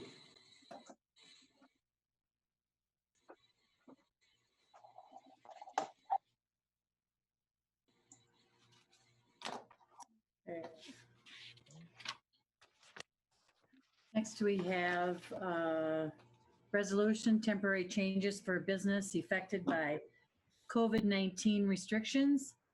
This item will be introduced by Community Development Director John Hinsman. Welcome, John. Thank you, Mayor, City Council members. I know with this item, there's been a lot of information that's been passed around in the last few days. So what I'll try to do is go through a summary of the request that we have before us tonight and the action that we're requesting. I've got a quick PowerPoint here that I'm going to share as I go through here. And so what we're asking tonight, Council, is to adopt the attached resolution outlining temporary changes due to COVID-19. These are to help businesses operate given the restrictions that have been placed upon us. One is the use of sidewalks for commerce, conversion of downtown planters to table seating, use of the Trunk Highway 61 Bridge Plaza, an increase of picnic tables, an allowance for conversion of private parking lots for pickup orders and dining, and an enforcement of temporary sign provisions that would not be a priority. So that is within the attached resolution. I'll go down through those in a little more specific here as we move forward. We also have a discussion item before us related to the use of parklets or expanded sidewalk cafes, which is not in the resolution, but we are seeking direction from the council tonight on that. So I'll go through those items. As we all know, COVID has changed things. Retailers finally open for the first time today. Restaurants are limited, bars, salons, gyms. They're looking to be targeted for reopening on June 1st. So given this reality, the Hastings DBA has submitted a plan for downtown business. The plan for downtown business, I think, is a well thought out plan shared by a number of people and is representative of a need to be operational, consistent with social distancing and how that can take place. One of the things that the DBA is looking for in their plan is to allow a portion of the sidewalk to be used to display merchandise or to conduct commerce. So within our city code, we can do this. The council can grant special permission to use the sidewalk.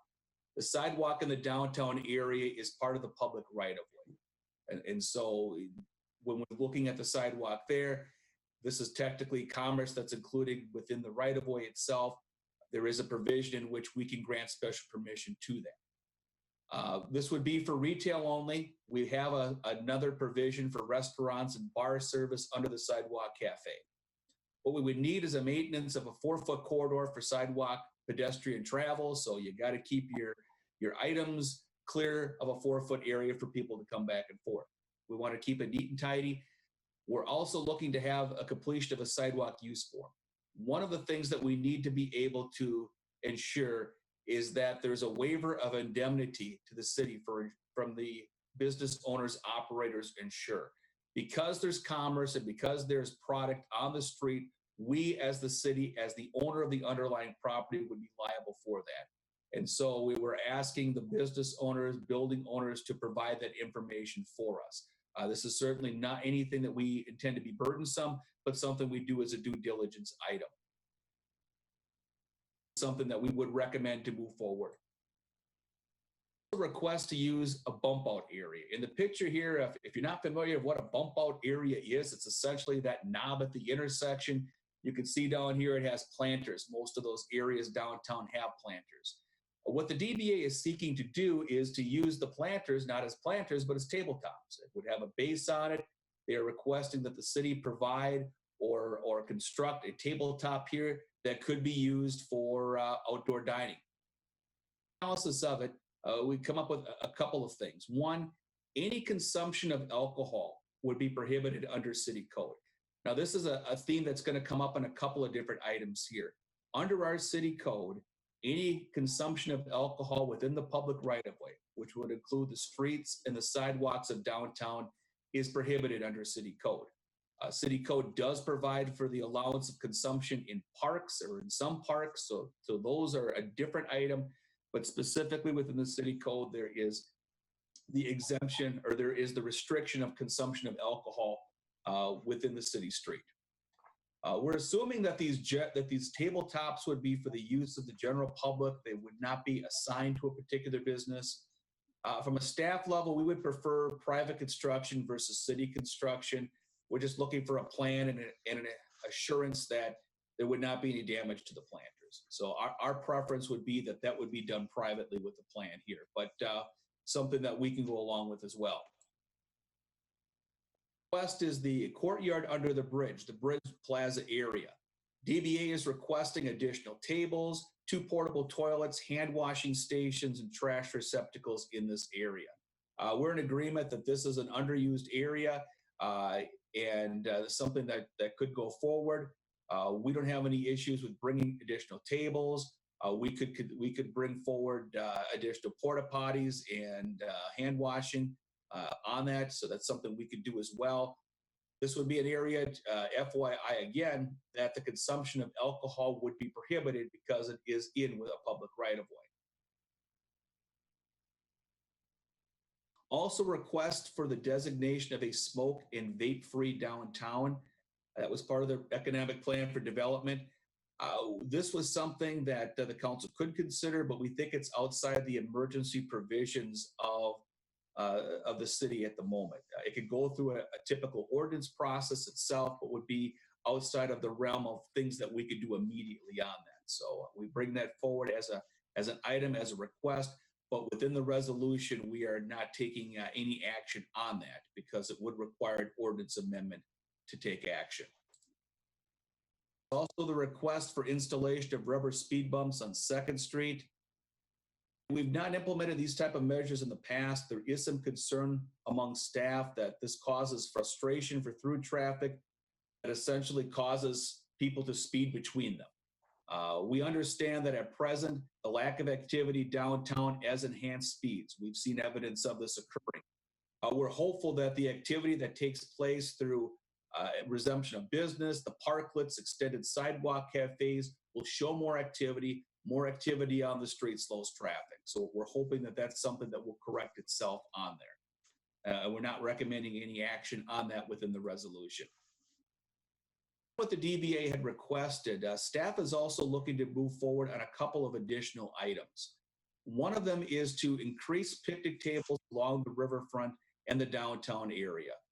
We understand in the current situation with to-go orders, takeout from restaurants, it would be nice to have more opportunities for folks to enjoy these within the downtown area. We're also looking for an allowance for the conversion of private parking lots to outdoor dining, drive-through, and takeout. What we're looking at is that you could take 25% of your required parking within a parking lot and convert that into something else, whether that would be takeout services, whether that would be dining area. Those could be done by just an administrative plan submittal to community development. Anytime a liquor service area would be expanded, we would need to amend that liquor permit. But we try to make this as simple as possible and provide opportunities for folks to social distance and enjoy the restaurant. So we're taking a policy change on temporary signage. It will not be a priority, the enforcement of it. The only things that we will still be sticklers on is they cannot impair visibilities at intersections so people can see. And we don't want to see people blanket the city with numerous off-site signage. So business A comes forward and puts 50 signs throughout the city advertising the business to be open. That's something we still would take note of, but the provision for folks to take extra measures so that people know what's happening and they're open, we currently understand that as a need. Also have a request tonight from the DBA relating to parklets. So probably the first question you may have is, what's a parklet? This is a parklet here on the screen here.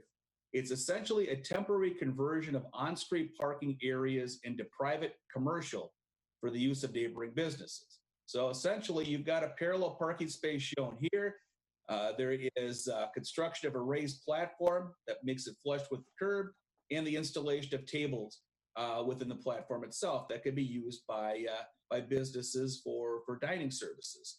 This is something that we've seen common in major cities as conversion of some areas to increase outdoor dining opportunities. The DBA request here, they're requesting the construction of 6 parklet platforms at identified location within their plans. 2 of the parklets, 2 parklets per block on 2nd Street, so 4 total along 2nd Street. Each of these parklets would take up 3 parking spaces on the street, and their estimated cost would be between $1,500 and $2,000. There would be 2 additional parklets located on north-south streets, one on Sibley Street in front of the Onion Grill. This would be 1 parking space, and a parking space in front of Art Space on Tyler Street. What the DBA is asking for is for the city to construct the platform itself, and that the businesses would decorate, maintain, and provide tables and chairs for the services there. They seek the provision to allow alcohol service within the parklet areas. What they're asking for in their request is for the DBA would deliver a list of those requesting parklets to the city by May 20th, so by this Wednesday, with the city construction of the base by May 22nd. So a very quick turnaround on this one. The parklets would be removed by November 1st. Our analysis of parklets, you can see through the memo, was quite extensive on that. One of the main concerns that we have is, I believe the intent for many of the parklet uses is for neighboring restaurants to use those as sort of a sidewalk cafe so that they can serve alcohol within there. Unfortunately, that cannot be done. The parklet is separated from the building and is not what we term compact and contiguous. So under sidewalk cafe licensing and under state law, any licensed area that's outdoors needs to be contiguous with the main building. When you've got the sidewalk separation there between the sidewalk cafe, or the parklet, excuse me, and the main building, that is not contiguous. We have made a call into the Alcohol, Gambling, and Enforcement Division, and they have confirmed that they do stand by that restriction. They would not see this as a contiguous situation. That has been, we see that as an inherent problem with what's being proposed by the DBA, that there's a need or a desire to want to be able to have alcohol service in here, but the construction of the parklets would not allow for that to occur. So even if they were not identified specifically with the business themselves, the consumption of alcohol is prohibited within right-of-way areas under city code. There is the provision that if it's a sidewalk cafe, it's allowed, but this could not come under the sidewalk cafe consideration because it's detached. Parklets as well, we want to make sure that we ensure safety for collision for motor vehicles. We did a rough cost estimate that was more than what the DBA had brought forward, based on a 200 square foot parklet, including labor and materials. The DBA proposal may have just been for the base of it and may have just been materials. So those are just figures that we have at this point. At their last meeting on Thursday, did authorize the use of $25,000 from the HART grant fund. This would be unused HART grant funds to assist with parklet construction. So there is a potential revenue source to assist with this. To ensure that there's general support of downtown businesses and building owners, I know the DBA has been vigilant in visiting and discussing this with other businesses, and that we've had a list of many people that have provided support for this that I'll get into in a moment. We also want to make sure that the appearance and aesthetics are acceptable. We also need an indemnification of liability. So anything that's within the public right-of-way, we need the indemnification for that. Take a look at the issue arising, which is you not have alcohol services within parklets. What else could be done? One idea that we came up with this morning was to allow what we're terming an expanded sidewalk cafe. Allow the issuance of new or expanded cafe licenses that would stretch from the building to the curb and beyond.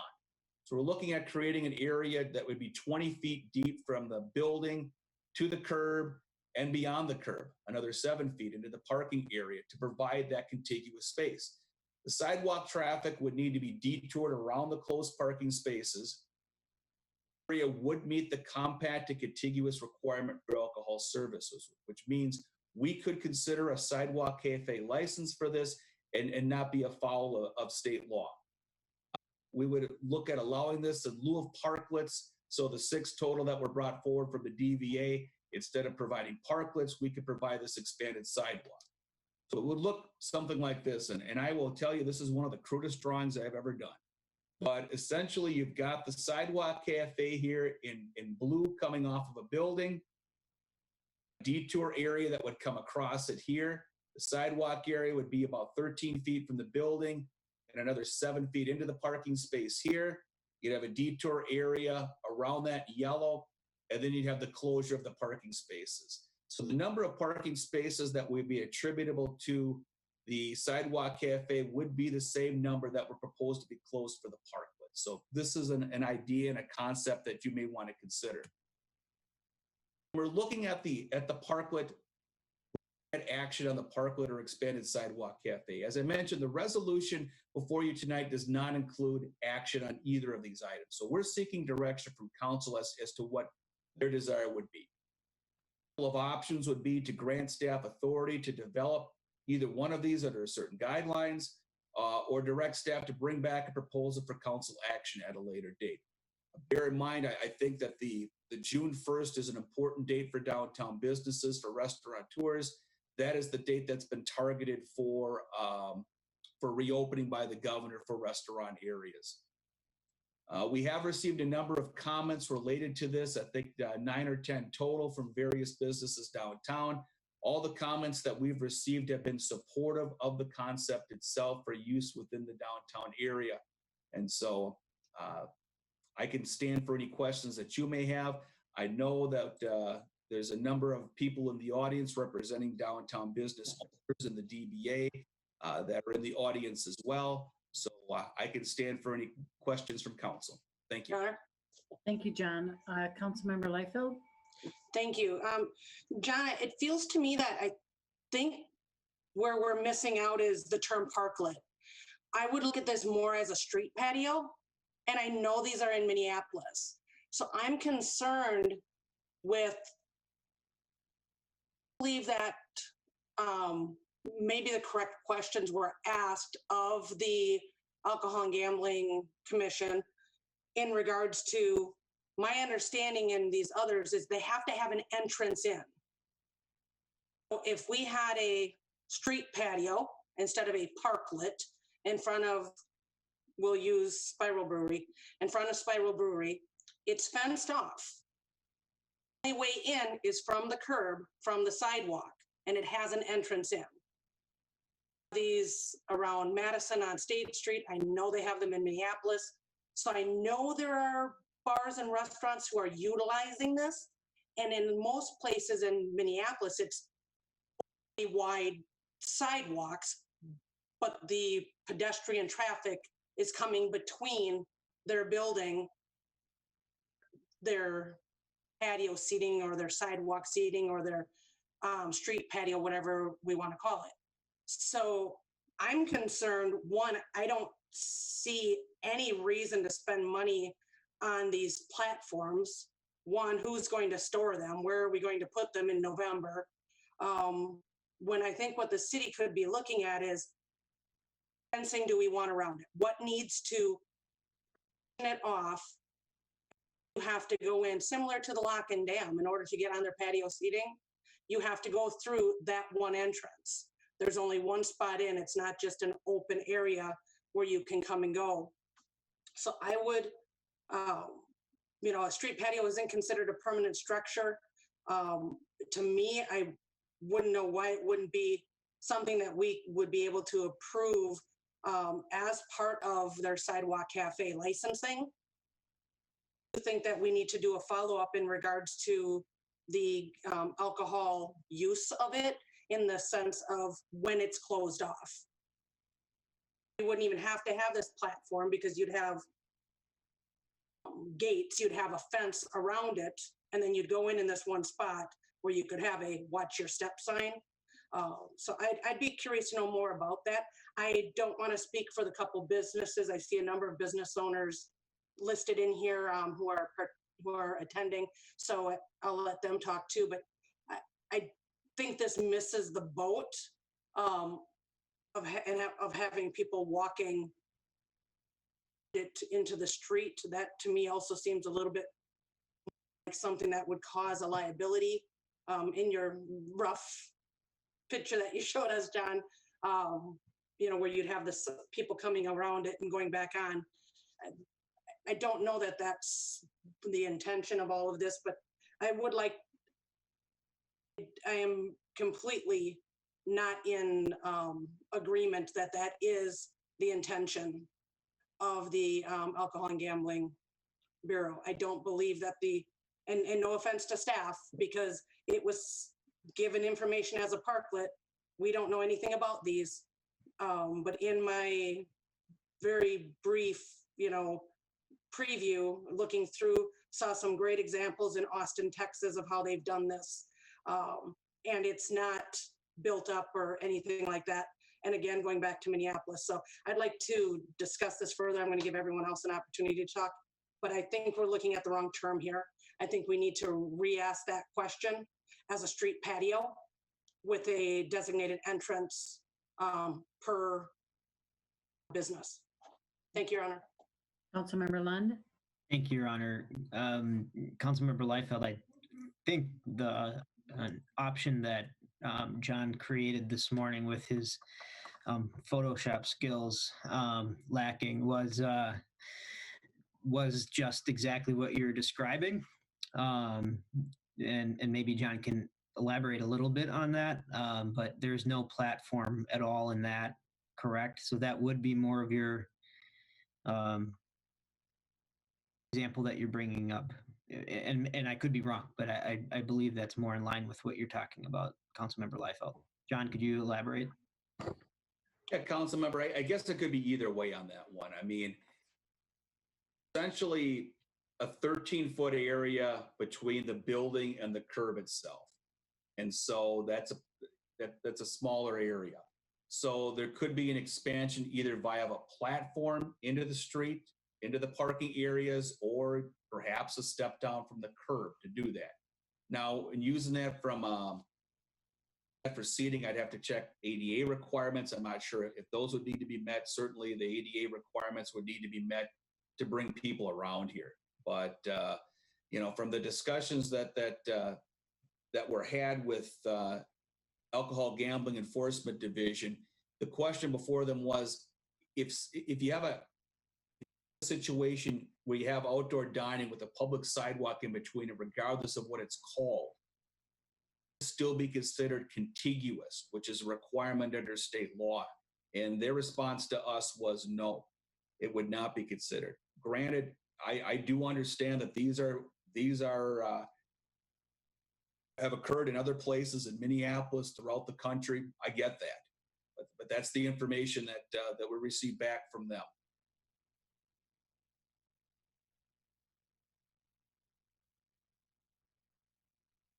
Muted. Oh, I'm done, Council. I'm done, Mayor. Oh, okay. Councilmember Balsanic.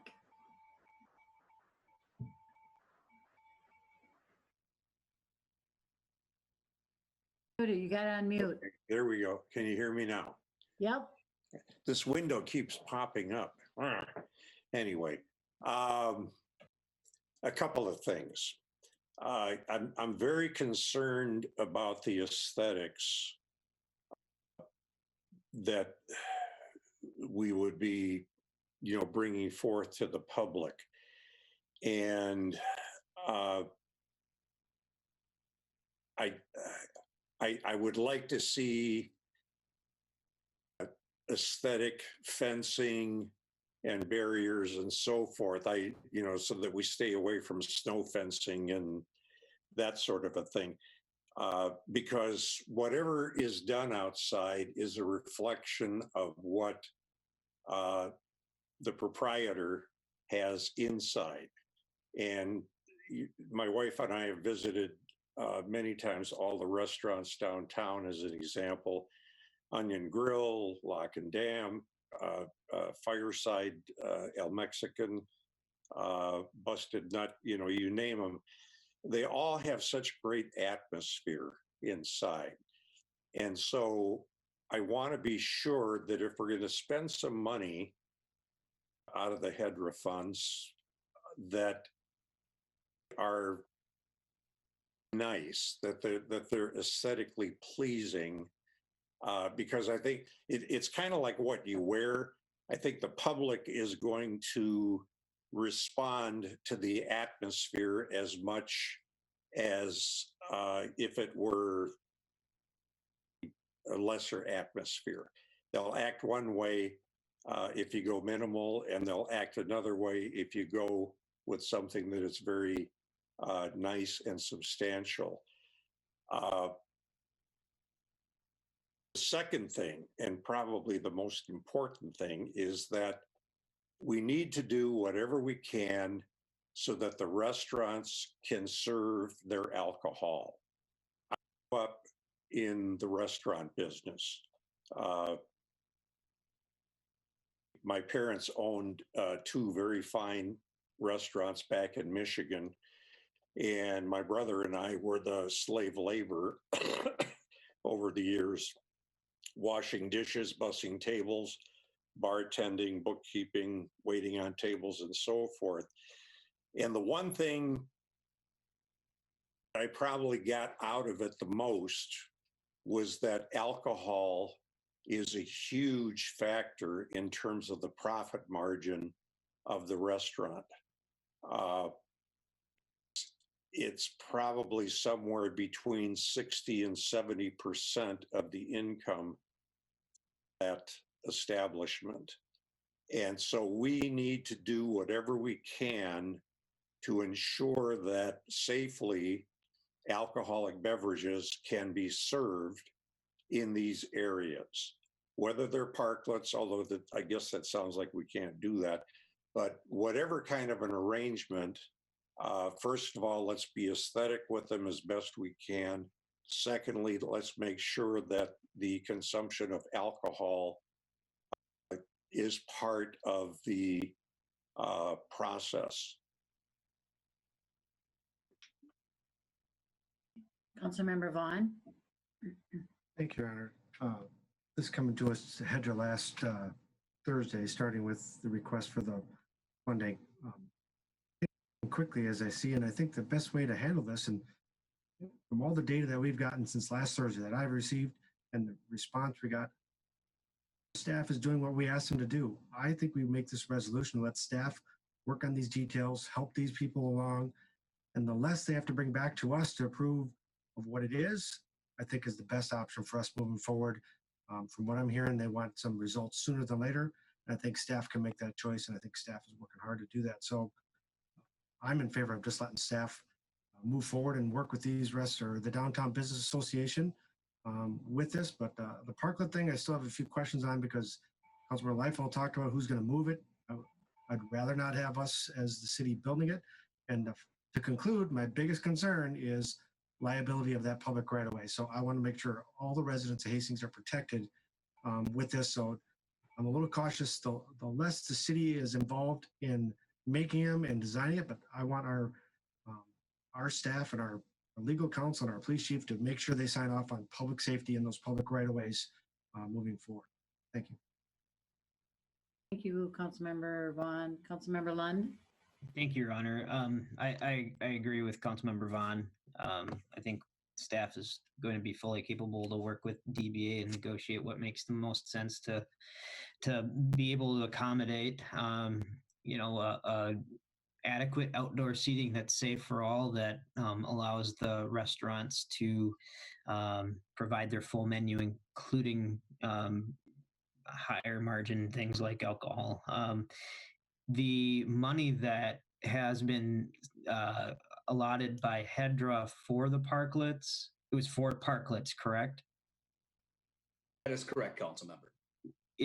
Would we be able to then utilize that money for, say, barriers, safe signage for walking paths, whatever it might be, to make these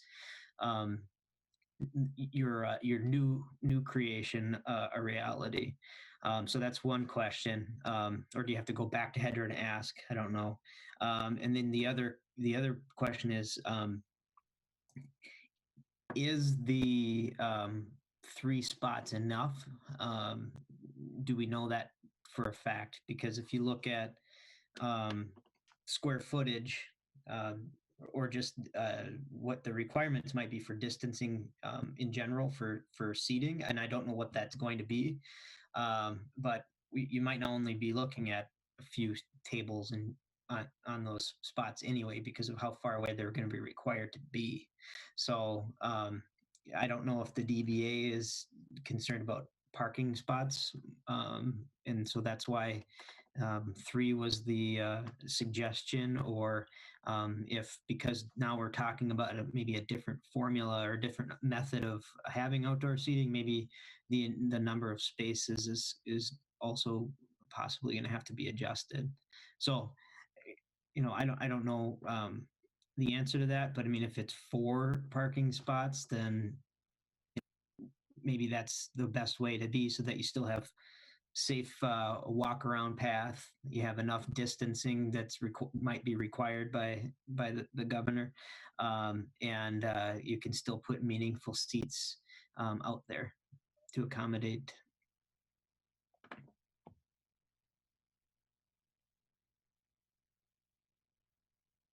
Councilmember Fulch. Thank you, Your Honor. Thank you, John, for doing such a thorough job of looking over the proposal and providing recommendations.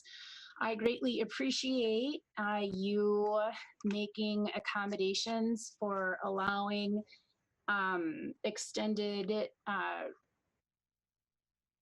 patio areas, sidewalk, cafe areas for the restaurants.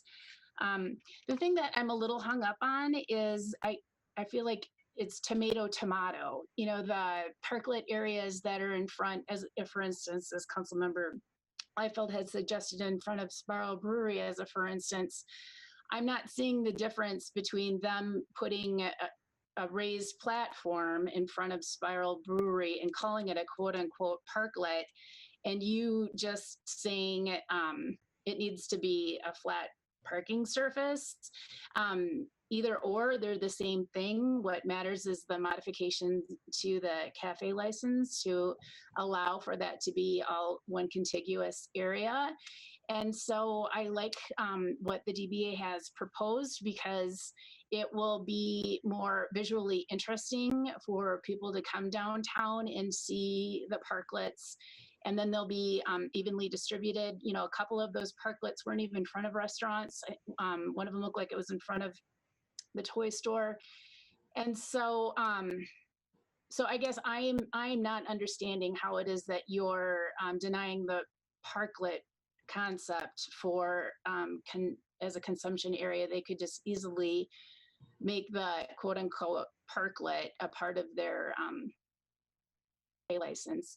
And so I have that question first, if you could please clarify on that matter, and then I have another follow-up. Sure, council member. It all comes down to the separation between the building. I mean, I'm gonna put up my screen here for a second. Hold on. What I'm saying is that it doesn't matter if it's just the plain pavement or if it's a raised surface, it's still all one space. And so that's where you're losing me, because I'm not tracking that at all. Yeah, no, I understand that. Makes no difference to me whether it's a raised surface or not. I don't think that's a point of consideration here. However, that's done. What it comes down to here, under the technicalities of state law, is if you're looking at my cursor here, you've got the sidewalk area. Yep. Sidewalk area is not contiguous to where the parklet would go out here if you go with the DBA plans. So under state law, because there's a separation between the building and where the parklet would go out in the parking lot area, they say this would not meet the requirements for alcohol service because it's not contiguous. Granted, we have heard that this happens in other places, but that is the information that we're getting from the enforcement agency on that. So, yeah, just so to clarify, like what you're saying is if, as you have your little blue zone there, you're saying that would be like be roped off. Is that what I'm hearing you say? And so it doesn't matter if it would have to be roped off either way from the foot of Spiral Brewery way around the area. That's what I'm hearing you say? Yeah. So essentially what we're doing is, okay, the DBA's concept is to create a parklet out here. Yep. Since we're having problems with the parklet having a separation between on the building, let's take the parklet and shift it all the way to the building and then reroute the sidewalk traffic around it. So that's essentially what's occurred here. whether that area within the street is a raised platform or not, either way. I don't think that's the main point. The point is that if this area is immediately adjacent to the building, it is contiguous, and alcohol service could be done there without any question. So that's what we tried to accomplish here, was to create a mechanism in which we had something in that we could present that we were certain would meet the requirements for liquor service. So Okay, I understand what you're saying, but I Yeah. would just I'm visualizing. I used to work downtown St. Paul, and if you've ever been to the Bulldog in Burio, and there's a third one, I forget the name of it. There's these 3 restaurants that are together, and they all have giant sidewalk cafe areas, and the sidewalk goes straight through between the restaurant and then the sidewalk tables, and there's no roping off of anything. The pedestrian traffic just goes right through, and the tables are off to the side. And so I'm sure I could think of plenty of other examples where it wasn't, where pedestrian traffic was allowed to go through between the restaurant doors and then the patio seating area. So you got me scratching my head there with that concept. So I am fully in favor of supporting the restaurants and being able to have these outside patio areas. And I appreciate you proposing these sidewalk cafe licenses, because I think it's extremely important that we do whatever we can to help them be able to expand out into the street areas.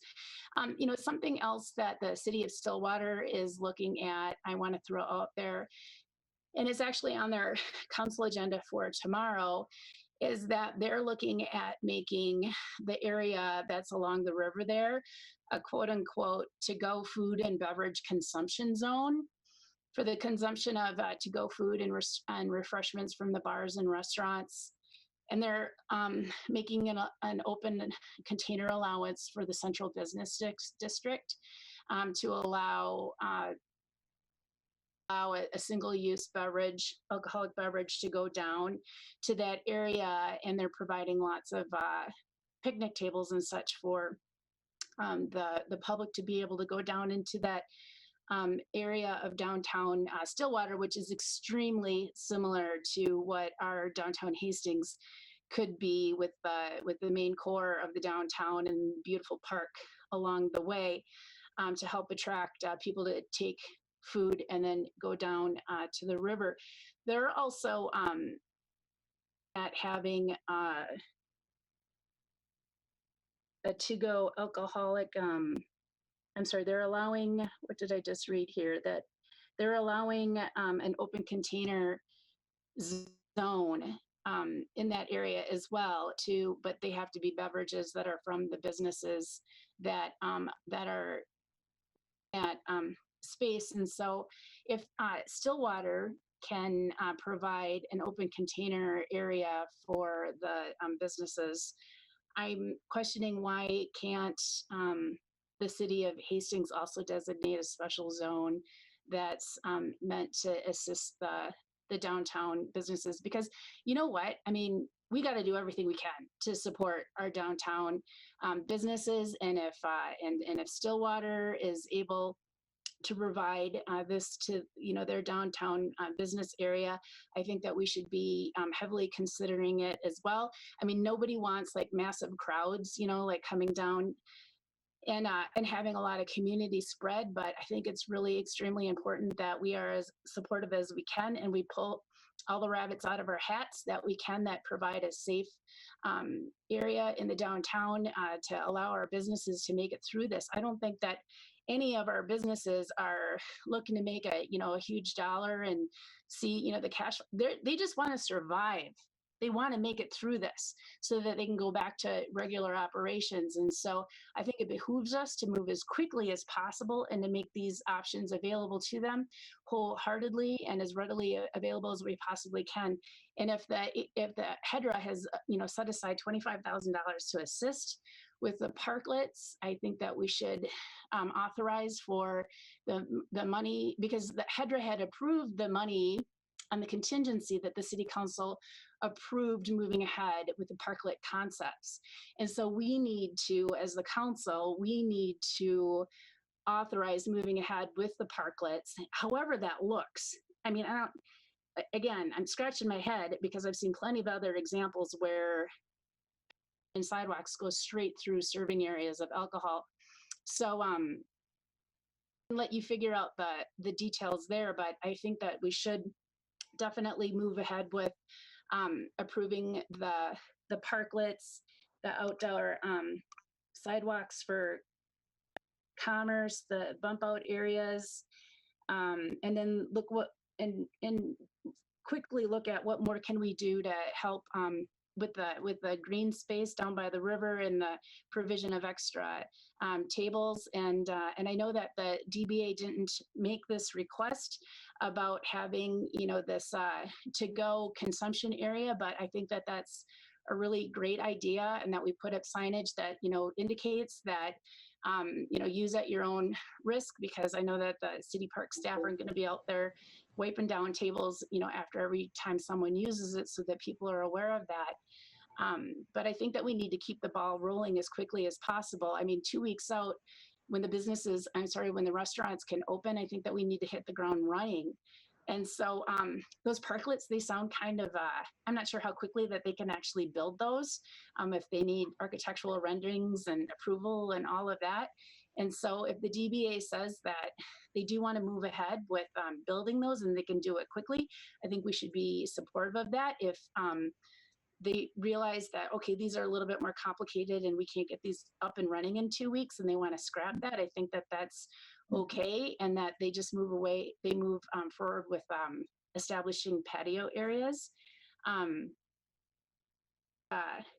think that I'm glad that we're having this conversation, and I think that we're all in agreement that we need to be supportive, but I don't think that we should just be kind of in. I think that we should be like jumping full and working like as hard as we possibly can in the next 2 weeks to see all this through. And then lastly, when you have these areas, like for instance, with the use of sidewalks for commerce, would this apply for, can we make that apply for citywide, and then the use of the parking lots as well? Because I know that businesses, I mean, they appreciate what we're trying to do for the DBA, but can we take some of these provisions and also apply them to other parts of the city that where it can be used? Because I'm reading this that it's just specific for the downtown, and I'd like to be able to take some of these good pieces and make sure that they're citywide. Does that make sense? I understand where you're coming from there. When we're looking at the use of sidewalks and parking areas, we're looking at those that are public. And the public parking areas are really only those within the downtown area. The provision that we're proposing to allow up to 25% of private parking areas is more in line with restaurants that are not within the downtown, that have their own private parking lots. Those areas have sidewalks, and they're free to expand onto them because they're private sidewalks. They're not public sidewalks. The only place that I can see where you'd have public sidewalks coming into play is really on a few businesses on Vermilion Street, and sidewalks, as you know, are very narrow and not really akin to pedestrians and traffic more than what's there at present. So I think really when we're looking at the public use aspect of sidewalks and parking lots, we're really looking at the downtown area. Council Member Bosanic.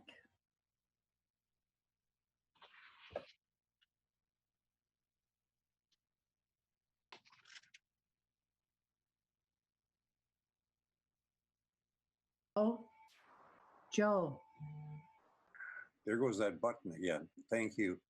Right. The resolution is pretty self-explanatory in terms of what the staff is going to be allowed to do.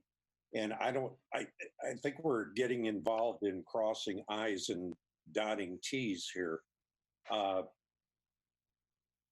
We know what the DBA wants to do. And this is not, of course, just the downtown area. We've got to show respect for any other businesses in town, whether it's Perkins or the Eagles Club and any of those areas all around. The bottom line is if people can walk between the extended area and the business, it says you can't do that. So the idea is you fence it off from the building's perimeter around that area for seating. You move pedestrians out and around the area. Okay, that's very simple. It should be simple to understand. The other thing is that, you know, we're talking about what other cities are doing. We have no idea what the other cities have in terms of ordinances, from Minneapolis to Anoka to Stillwater. All we know is what we have, and that's what we should try and work within. So with that being said, I move to accept the resolution approving temporary measures for operations of commerce as spelled out in Roman numeral 10-B01.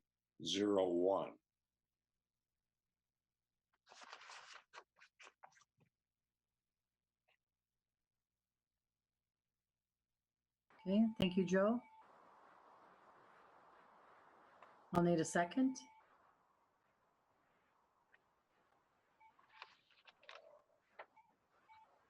Councilmember Brox. Is that a second? Okay, council discussion. Yeah, Madam Mayor, if I could just make one point of clarification here. Sure. The resolution within the packet includes, you know, includes a number of items.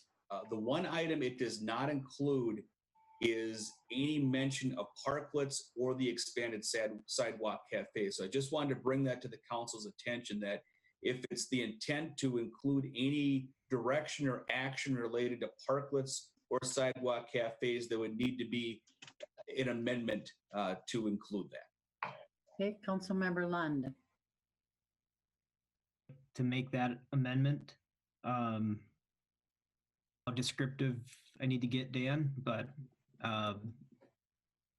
since you have would be good on what needs to be said for the amendment. I'm looking for servable area for seating, extending from the building in concert with state law that allows for alcohol consumption. So how do I say that? Councilmember and Mayor, I propose that be a motion to amend to add the allowance for expansion of sidewalk cafes to contiguous areas without separation by sidewalk. And I think staff can take direction from there on filling in the blanks. Is that okay, John?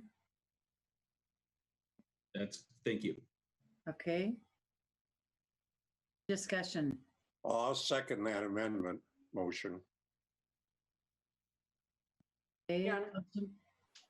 Councilmember Leifeld. Thank you, Your Honor. Just as a side note, John, so if I would be in favor of, we need to do something, and it looks as though you're trying to find a way to make that work. And I know the businesses appreciate that. So just to clarify, with your little map thing that you did, that particular process would allow them to serve alcohol, correct? That is correct, Councilman. Okay. Then if I could ask, because the great thing about doing this from home is I can see all of the places that have this. So I would just want a clarification, because correct, Councilmember Balsanic, this isn't about our ordinances. This is about the state's laws about where you can consume alcohol, correct? Yes, council member. Yeah.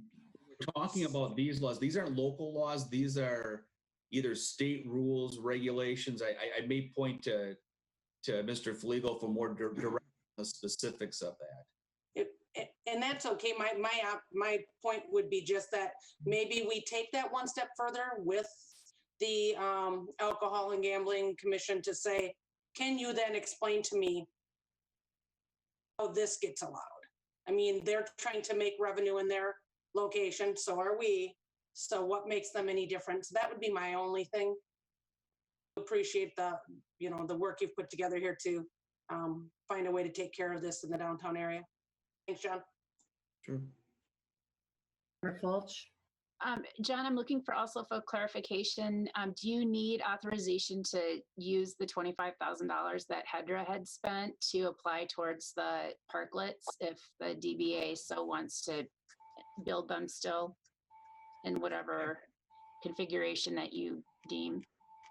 Yeah, council member, I'll need to come to a decision on that one, and it would require one of two things. One, if we feel that the authorization was broad enough to include these type of items, then perhaps we could just do them from a staff perspective.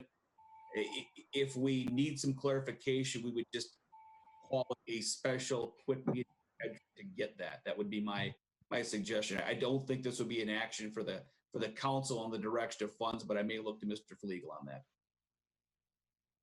Don't know the language of the actual resolution that set aside the 25,000, but if it doesn't contemplate any of this, then I think a simple Hedra special meeting, presumably prior to the June 1st date, is what would be appropriate. Okay.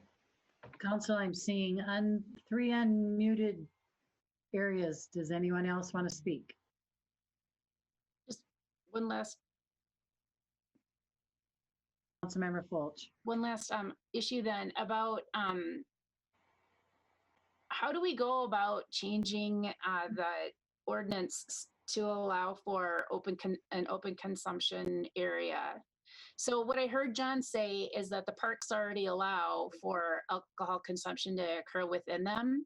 And so so it is okay, like as a for instance, if someone buys a growler from Spiral, up food from one of the other restaurants, they can walk down to the tables that are down by the river, the picnic tables that are going to be placed there, and they can enjoy what they've just purchased down in that area because that would be a lawful area.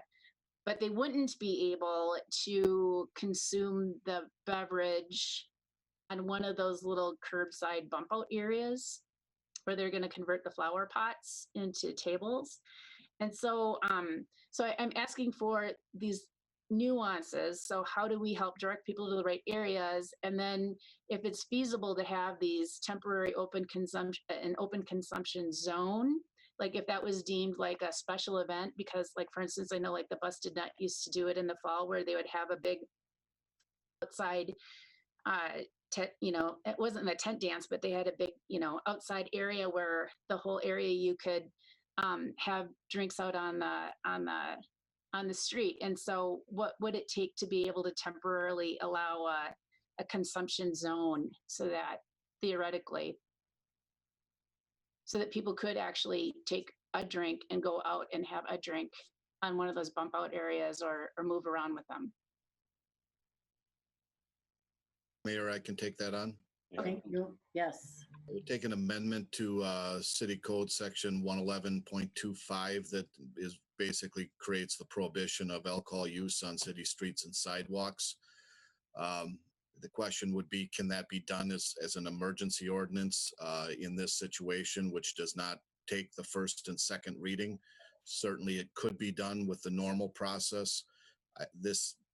We have not looked at this at a staff level at how quickly this could be done. I think in what you've explained that Stillwater is trying to do, I would have some concerns on being able to restrict the consumption of only beverages that are purchased within that area. I don't know that we would have the ability to regulate that, or if we did regulate it, to actually enforce it. How are we going to do that? Can the police do that? I doubt it. So I think some of those would be hard to impose, and it would be cleaner if you wanted to designate an area that is just able to consume alcohol on city streets, then you would open it up and do that. Some of those minor restrictions, I don't have any idea how we would enforce, nor do I know how Stillwater is proposing to do that. We could look at it, and if there's a workable mechanism, we can consider it. But generally, in answer to your question, that would take an ordinance amendment either in the normal course or possibly with an emergency amendment. Okay, thank you, Dan. Thanks, Dan. Councilmember Balsanic.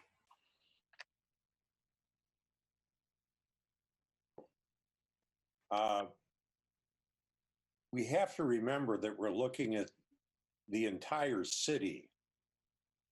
You know, we've got council members referencing downtown, the park along the river and so forth. I am not interested in opening up a can of worms whereby the establishment that serves alcohol it can allow a person to start walking down sidewalks all over the street. It's got to stay within a contiguous area that is attached to the establishment. You're going to have people walking down Vermilion with a beer in their hands, going around Westview Mall, you know, with a cocktail. We don't want that. I'm sure we don't want that. That's not what I suggested in any way, shape, or form, by the way. It was just pertaining to the downtown area so that it could be one zone and then contiguous with the river area so that people could go enjoy outside along the river to-go meal, because these little patio areas are only going to be able to hold a few tables if at that. And so again, how do we help the businesses, the restaurants be able to continue to at least make enough money so that they sustain themselves? Because you know what, they can't sustain themselves at 25 or 50% of their normal operations. And so we need to think outside of the box. And I think that we need to put all options on the table. And so if it can help, you know, a few more people pick up a drink, and you know, because Stillwater actually says only one drink is allowed, and so if we can look at again and be creative as to how to help this particular area, I think we should, because I think it really is unique, and God knows we put enough money into the downtown area for all the improvements that we should at least try to see these folks through this time of crisis. Liefeld? Your Honor. And just to make sure that I'm looking at the right thing, this is a temporary change of operation for businesses affected by COVID. And then it's got the final DBA plan, right? And the DBA is the Downtown Business Association. So that's, I think, Councilmember Balsanic, why we're all talking about the downtown, because that's who brought this forward. Am I not correct, Your Honor? You're correct. Thank you. Councilmember Brox. Mayor, and I just want to thank the people who spend their time and effort to put all this information together. I know a lot of you are on the phone with us, and I just think that what we need to do is focus on the plan that's before us. If there's other amendments or ordinances that need to be changed, we don't have to do everything right now. I think that we need to focus in on what is in front of us. And the people who put this together put it here because they thought this is what was going to best help their businesses. So I want to trust them that they know what they're asking for, and they're the entrepreneurs and they know a lot more what they need than I do. So I just want to make sure that we are putting our trust in them. And if they have additional things they need, or if we see holes in our city code that we need to fix, that's certainly on us to go back and look at that and have a new proposal. But I think we do need to focus in just on what's in front of us right now, and understand that we will have the flexibility to make other changes as we see the needs arise. So this isn't meant to be comprehensive and cover everything, but this is just what we have right now, and it's a good starting point.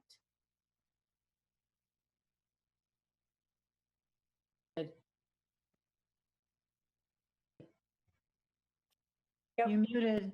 That's it. Oh, well, you muted the last few words, so. Oh, sorry. Any other discussion? Joe, you're unmuted. And I totally agree with Councilmember Brox. And we do have a motion before us. I'd like to see us vote on it. Or Dan, could you Councilmember Lund floated the concept of making an amendment to allow the expansion of the sidewalk cafe areas to contiguous areas. I did not hear if that was intended as a motion or discussing it. And if it was a motion, I do not believe there was a second. So perhaps. Thank you, Your Honor. Yes, that was my motion. There wasn't a second yet. I think we kind of got off on a conversation. Notes indicate Councilmember Balsanic seconded. Oh, did he? Okay. Okay, with that, any other discussion?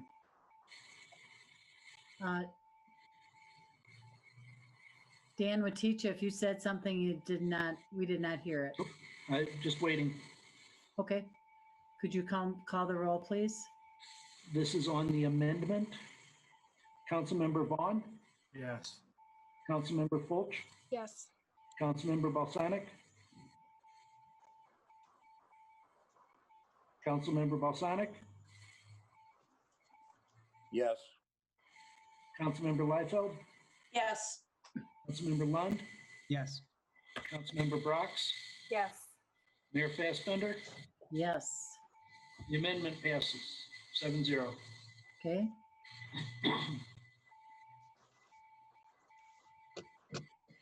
And then any other discussion?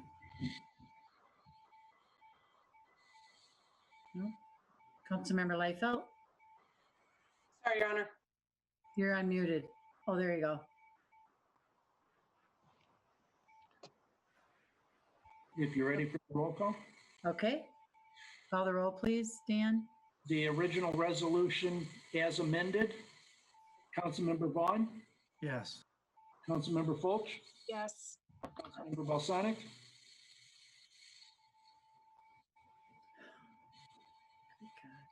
Yes. Councilmember Liefeld, Yes. Councilmember Lund, Yes. Councilmember Brox, Yes. Mayor Fassbender. Yes. That also passes unanimous. Great. Thank you. Okay, Hastings Family Aquatic Center 2020 season cancellation. This item will be introduced by Parks and Rec Director Chris Jenkins. Welcome, Chris. Thank you, Mayor and Council. Yes, here to ask Council to consider canceling the 2020 season for the Hastings Family Aquatic Center. A tough decision for our staff to come to, but certainly believe that it is the right decision with all of the variables that are facing us currently. In the memo, there are many other communities that are taking the same action. They've all considered and weighed the same variables that we have as well. Would like to point out, most notably, one of our major concerns is our ability to train staff.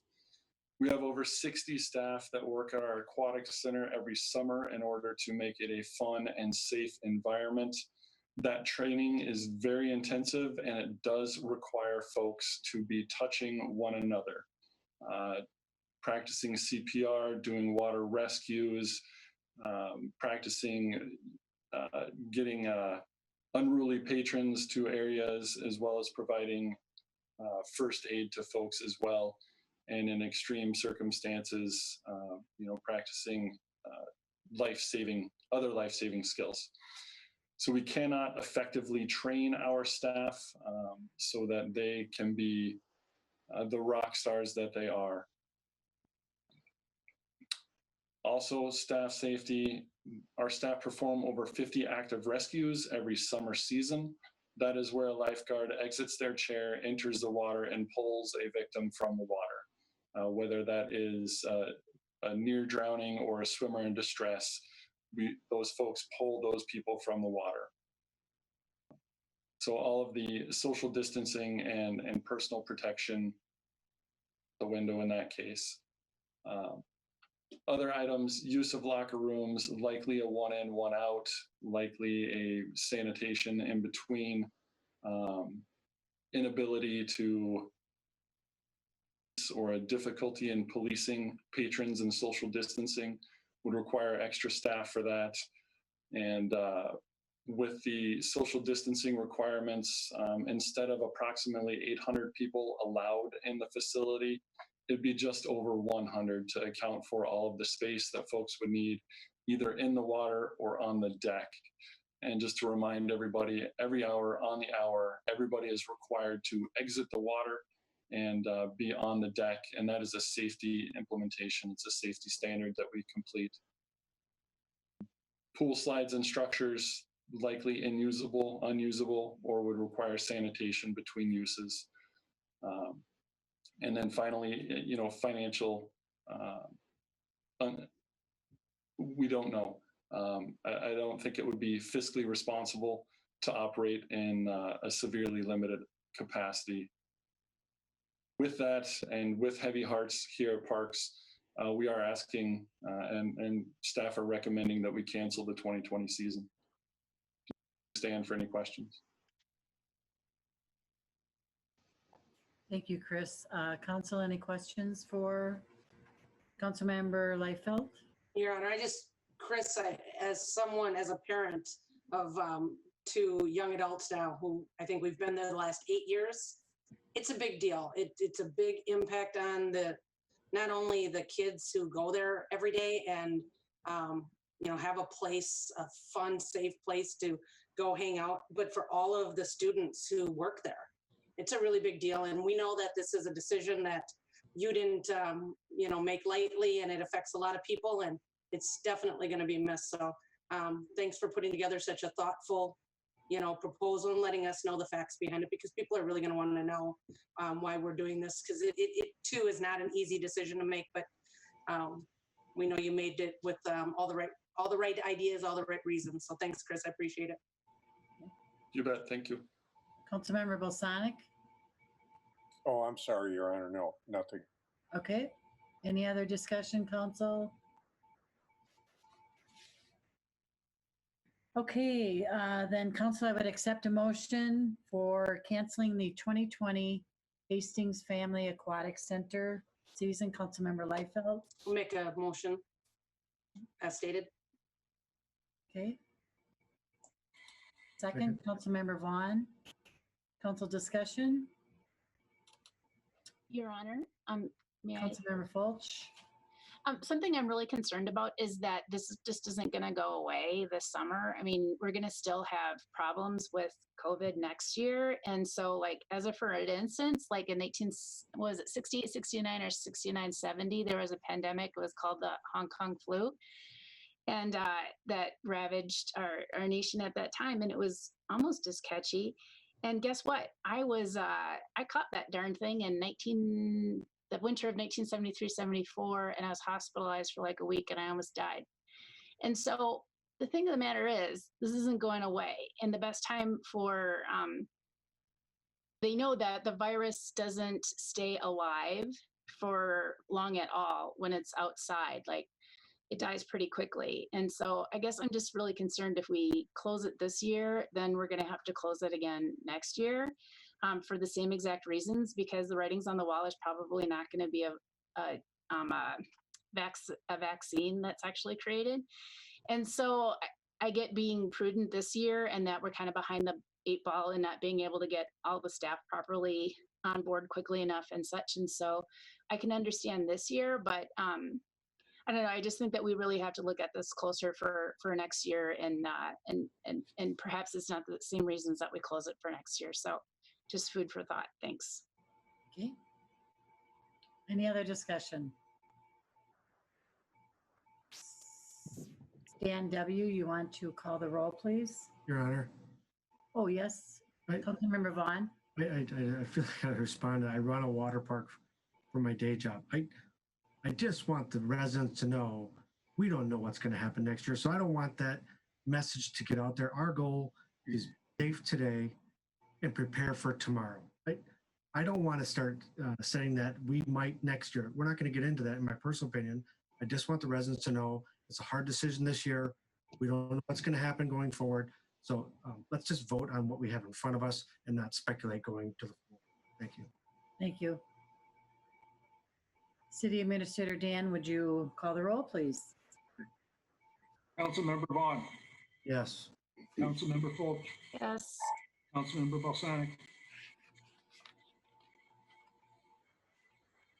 Councilmember Balsanic, Yes. Councilmember Weifeld, Yes. Councilmember Lund, Yes. Councilmember Brox, Yes. Mayor Fassbender. Yes, Passes unanimous. thank you. The City of Hastings Playgrounds. Again, Chris, would you be so kind as to deliver this? Absolutely, Mayor. And this, Mayor and Council, is more sharing information with Council and allowing Council to make their own decisions. Staff does not have a recommendation in this at this point. Everyone is aware, on April 1st, 2020, the decision was made to affirmatively close Hastings Playgrounds. So staff were directed to install snow fence around the playgrounds to affirmatively close them. That also included tying up swings or removing some of the toddler swings and ADA compliant swing seats from swings so they could not be used. At that time, many of other communities who have also closed have also chosen now to reopen. Council, you have a chart with that information in your packet. Along with that, just as a point of information, there has been no directive by the governor, MDH, CDC to close playgrounds to the public.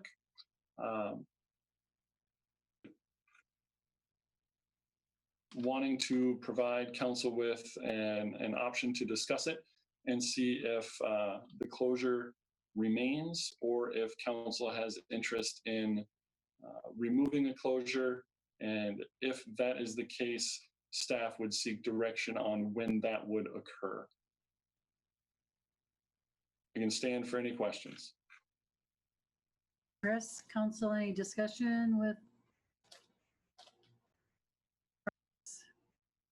Member Fulch?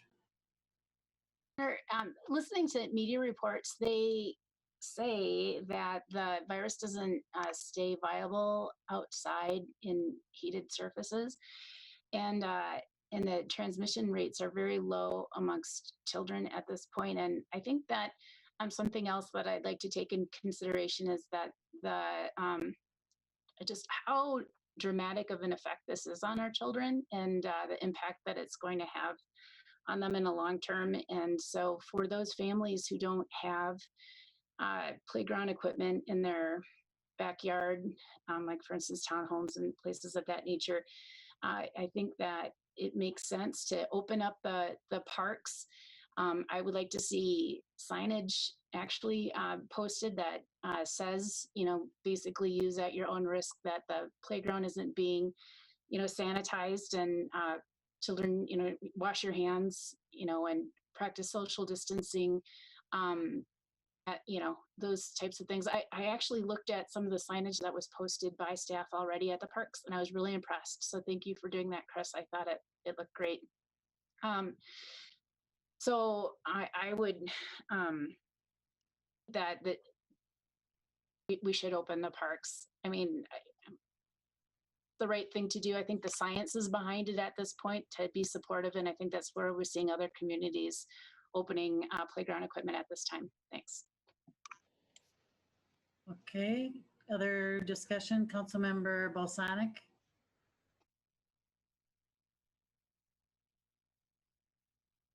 Okay. Again, I've got this box that keeps showing up. Can you hear me all right? Yes. Okay, all right. Chris, if the parks, the playgrounds are opened up again, will Parks Department start placing satellites out again for sanitation purposes? We would most likely do that, Council. Just for your information, that the satellite placement in our parks is really by youth athletics. In previous years, there was financial support for that. So that's how those came to be placed in the parks. But yeah, I think with increased use, and I think we will soon see that with athletics as well, we would begin to start placing satellites. And this is about the time of year where that would typically occur anyhow. Thank you. Your Honor. Councilmember Vaughn? Yep, I just make a motion that we remove the fencing from the playgrounds and have signs posted like they are or in the parks now, moving forward. Thank you. Okay, a second, Councilmember Fulch. Okay. Any other discussion? And so my question is, would that be immediate then? Chris? Yeah, I think that was what Councilmember Vaughn was intending. Okay, thank you. Any other discussion? Dan, would teacher please call the roll?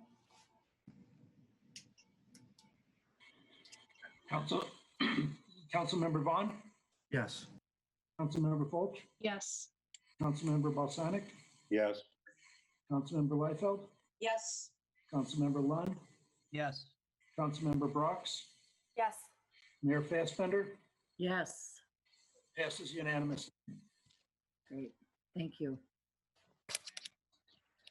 All right, then tonight we have under administration Froth and Cork on sale 3.2 malt liquor and wine licenses. This item will be introduced by City Administrator Dan Waticha. Just a brief overview.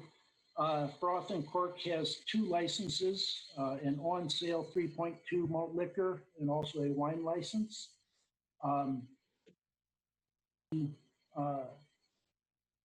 Licenses were approved after the first of the year.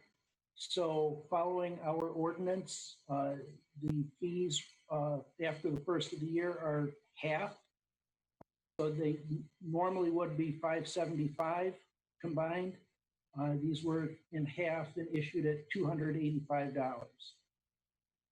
In April, the City Council, recognizing the impact on a variety of businesses by the governor's orders to basically close up shop, approved refunding license fees for licensed businesses in the amount of 106 days from March 17th, the date of the executive order, through June 30th, the expiration of those license periods.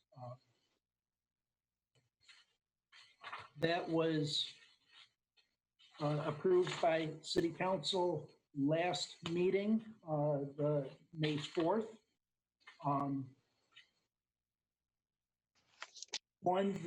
A couple of days before the council's action on May 4th, Froth and Cork requested, instead of the prorated 106-day refund, they asked for a refund of the entire amount of the fees. They besides opening after January 1, they were not able to open right away. So essentially they opened, I believe, on March 15th or 16th, and a day or a couple days later, the governor's order closed them down. So they felt they were in a different position from other licensed businesses that actually had a chance to utilize their license during the year. Councilmember Lund asked that this be on the council agenda for consideration. The other piece I would note, which really isn't part of the motion or background, but I do want to point out that the math calculation for the 106 days that was previously refunded Staff did not take into account the fact that it was already a half license. So essentially they cut the refund in half too. So regardless of whatever council does, that additional $82 and change will certainly be credited back to Froth and Cork. If there's any questions or if Councilmember Lund has anything to add. Council, any discussion? Councilmember Lund? Thank you, Your Honor. Corey Biermeyer is actually in the attendees, so she said she didn't need to speak unless there were questions of her, but she's happy to address those. So Mayor, look for that. Yeah, I mean, it's a small, reasonable request, I think. Very unique situation where a variety of reasons they opened up in March 16th, I think, and then they were closed down after 1 day of operation. So I think it's fair and reasonable to ask for a refund for effectively unused liquor license. And I asked it to be on the agenda following it. I saw it as slightly different than the decision that we made last time, which was for already established businesses. But that's all I have to say. Like I said, Corey is in the attendees if anybody has questions. Councilmember Liefeld? Thank you, Your Honor. John, does the applicant state on their application the date that they're opening or the date that they want this effective? I guess I'm a handful of these applications, you know, as they come through, so I'm not really a specialist on them. When they fill out the application, what does it say? When they filled out their application and submitted it in mid-October, they indicated at that point that they would not be opening until after the first of the year. And that's where, based on that, the amount of the fees was based on after the first of the year, which cuts it in half. I don't know if there was anything specific saying after the first of the year, January 2nd, or after the first of the year, March 15th, but they certainly indicated it would be after the first. March was after the first of the year, so I guess I wouldn't have any problem refunding that unused portion of fees when they weren't open. You know, I again, not alcohol licensing, not my specialty, but it would seem to me that we would want their licensing to go from the date that they're going to start using it.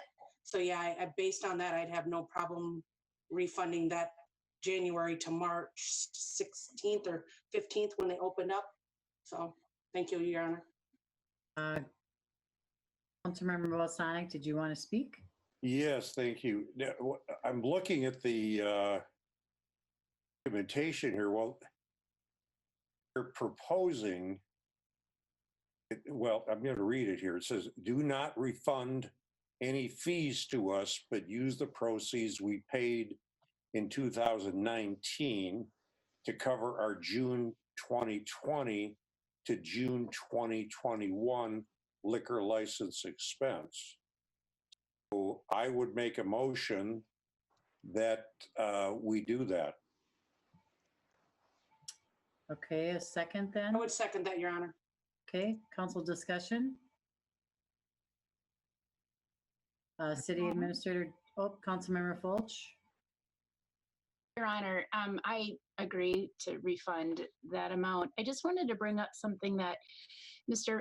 Biermeyer has brought up on several occasions to us as a council, was in regards to his concerns about there not being a lot of clarity about the whack and sack charges that are assessed against businesses that are looking to either come in new or to expand.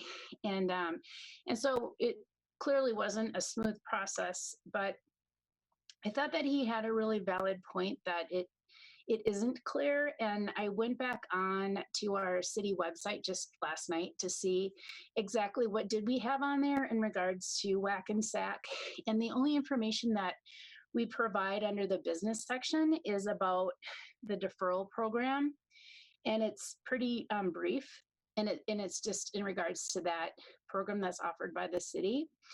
And so we have brought this up on a few different occasions during council meetings, and I perhaps I don't completely agree with everything that was said and done in regards to all of this, and how and it just seems like it was a really confusing process, clearly for this individual. And I have to agree that I think that there is room for improvement in the amount of information that we're making available to the public and businesses on our website in regards to this particular issue. And so I'm not sure what it's going to take to be able to identify, questions and answers.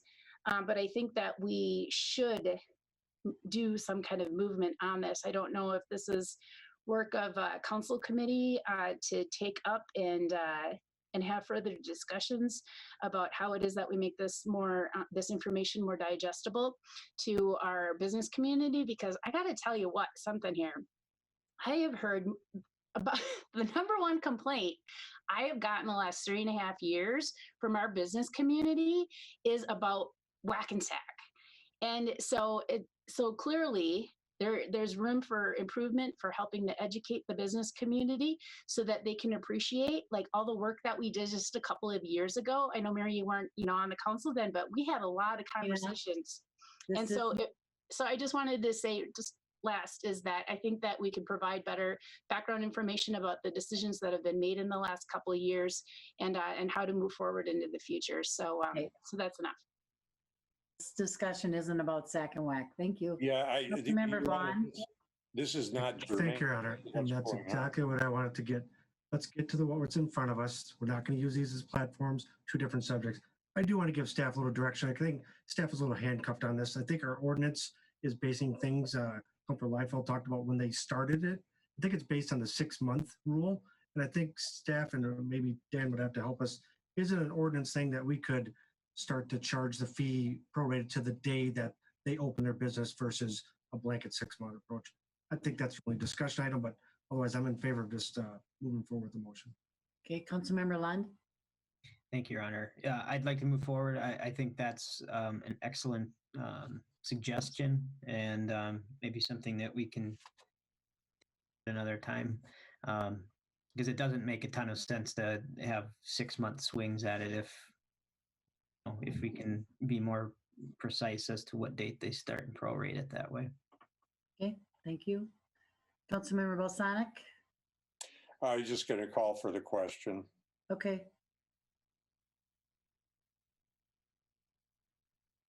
City Attorney Dan. Call for the question. I believe the ordinance says that you take a vote on the call for the question. If everybody is just ready to vote, I think, and if Councilor Member Balsanic would approve, I think you could just proceed with the vote. I can't remember if you need a 75% or a majority on calling the question, so I'm looking in my book right now, but perhaps the council's ready to vote anyway. Well, I didn't mean to belabor it. I wanted to move things along. Okay. Administrator Dan, would you call the roll, please? If we're ready to vote. Ready to vote? Councilmember Vaughn? Yes. Councilmember Fulch? Yes. Councilmember Balsanic? Yes. Councilmember Liefeld? Yes. Councilmember Lund? Yes. Councilmember Brox? Yes. Mayor Fastbender? Yes. Passes unanimous. Thank you. Okay, Councilmember Fulch, you wanted to raise a question.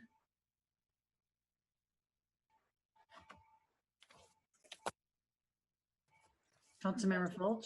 Thank you, Your Honor. It was just to continue, I thought that Councilmember Balsanic had brought up a good point, that it was right at the end of our last conversation about the budget, about the communications. And I've had a few folks reach out to me wondering, you know, what more could the city do to help step up and help now that the newspaper is gone and help fill that void. And I don't have answers right at this point, but I was wondering if maybe we could have it appointed to one of the council committees or a task force of some nature to have further conversations about this. I know that we're all pretty tired at this point. But I just thought it was a really good point. And I'm, you know, and I feel the loss that Lee Stoffel is resigning because she had an immense amount of talent.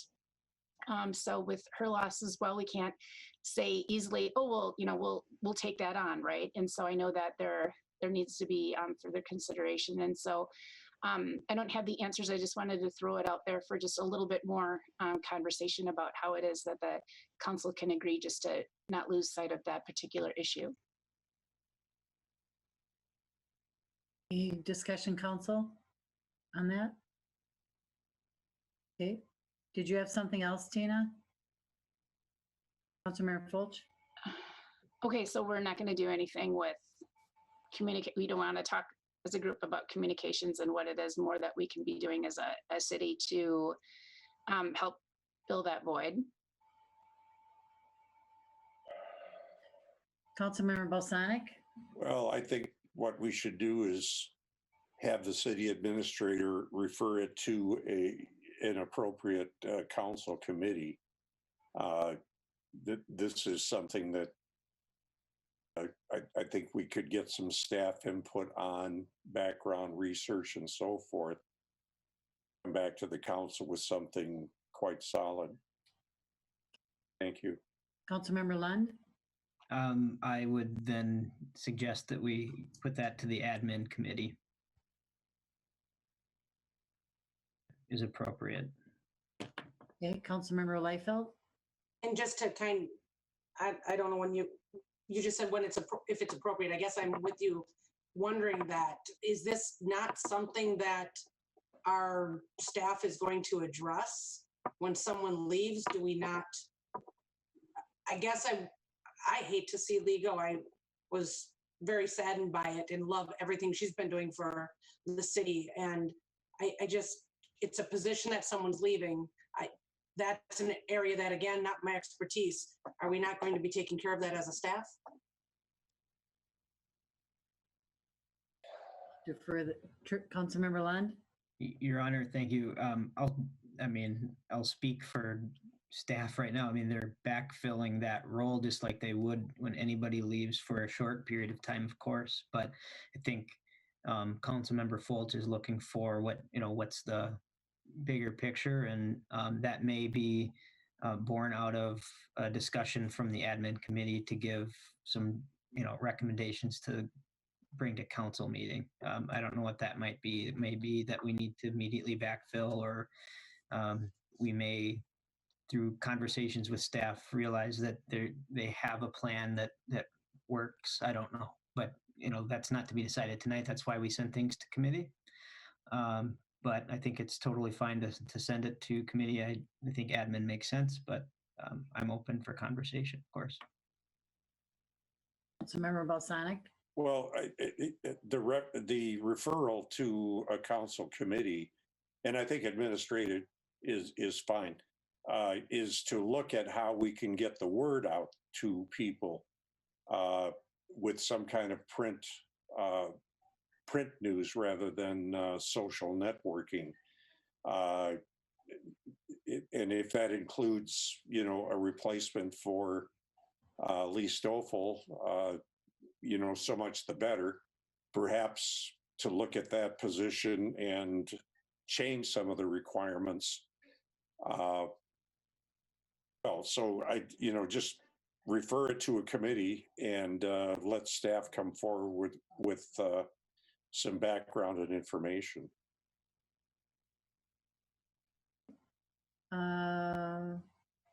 Councilmember Brox? So I believe I'm still the chair of the admin committee. So I guess I just want to be clear on what I'm receiving as an action item here, because I've heard two different things. One is questions about our current communications person and the backfilling that role. And the other thing I heard was, what are we as a city going to do with communications, which is the job description of the communications person. So I guess maybe I'll just have a conversation with Dan and Julie about what they're seeing for that position and what, if it's an expansion or whatever it is. I guess I don't know. But what part of that would be a city council action that we would discuss? I guess that's my question. Fulch. Thank you, Your Honor.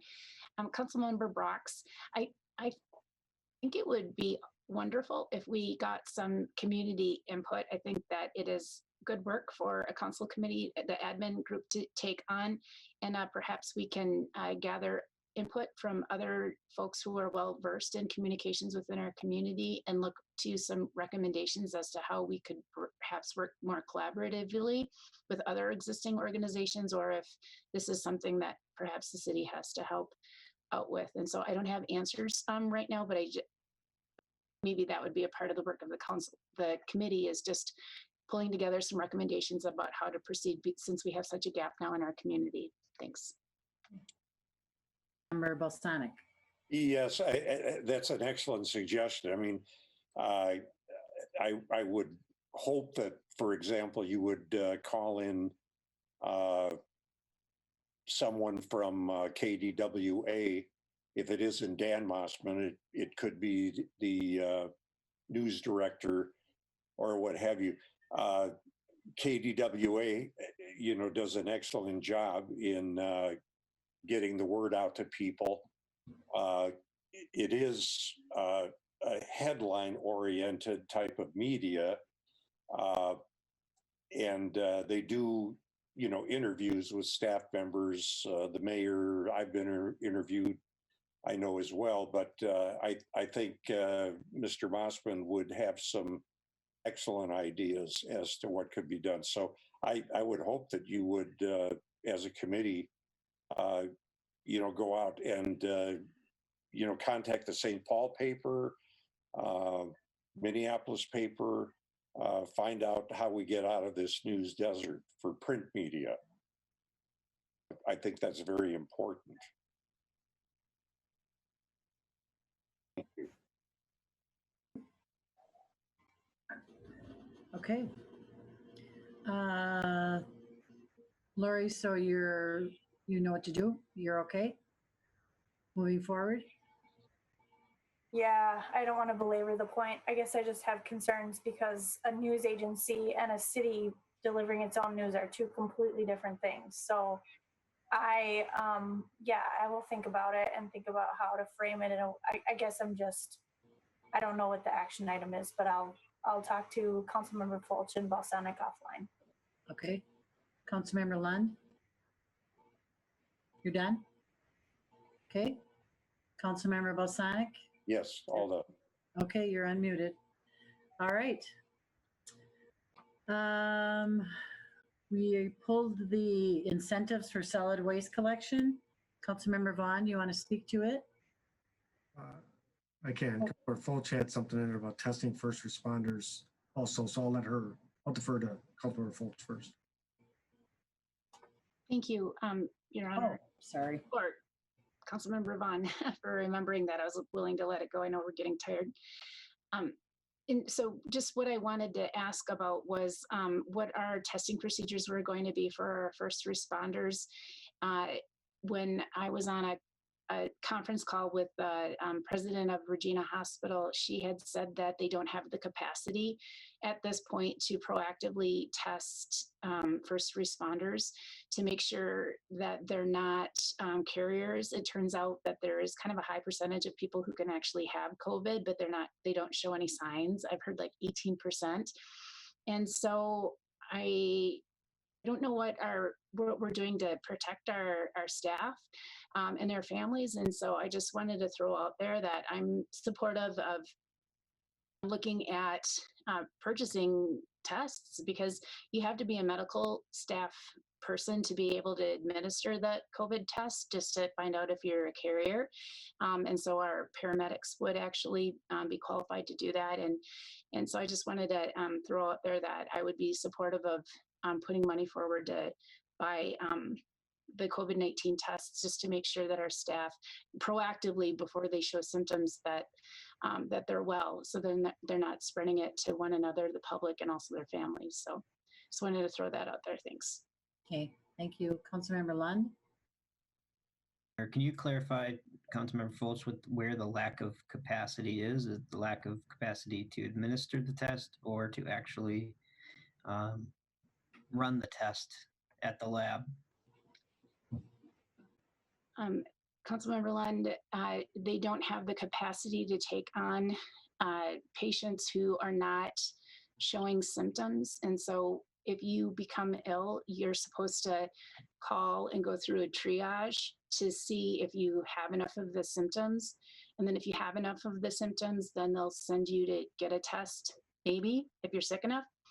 And so Yeah, they can't do that. I understand Right. that, but I think there's they don't have the capacity to take on proactively first responders. The governor realizes that it's a gap that the state is not able to address right now, and the hospitals aren't able to address it either because they don't have enough capacity. And so we could, as an individual organization, purchase tests, and the fire department could self-administer.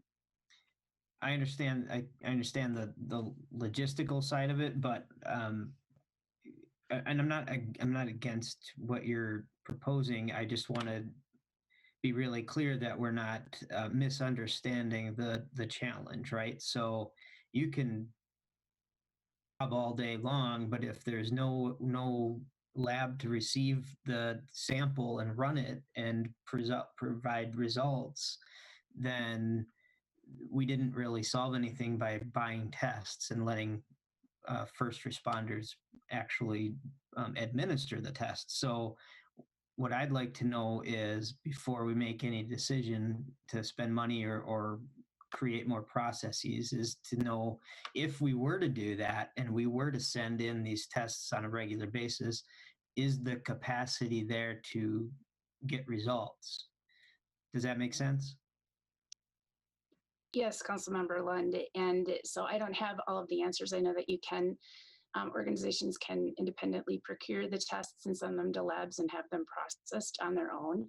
It's just that our public healthcare systems are trying to deal with the sickest people first. And so they don't have that ability to take on additional people and testing of those who we don't know for sure whether or not they have it. And so it's a key way of controlling the spread within communities. And so I just think that our first responders are important, and that we should be looking out for their wellness, and then also protecting our community members, because it would be horrible if someone was ill and they weren't displaying symptoms, and then they're having contact with the community, and then also other personnel within the department. So I don't have all the answers to it, but I just wanted to let staff know that I would be supportive of them investigating that and bringing forward a proposal so that we could be more proactive with our own staff.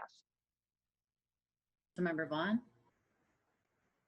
And I don't support that, because we're already watching staff labor time. We need to stay in our lane. As a role of a council, I don't think this is our role. And I just don't want to put any more on our staff to be worrying about bringing something and researching some more, when we have a hospital that can take care of what we have to do. And let's worry about our core duties is what I'm asking for. So I get bringing it up. I get the opportunity to talk about it, but let's stay in our role, as my own opinion. Member Balsanic? Mute, can I go? Councilmember Liefeld? Okay. Oh, there you go. So the comment about staying in our lane and doing what it becomes our topic when a brings it up.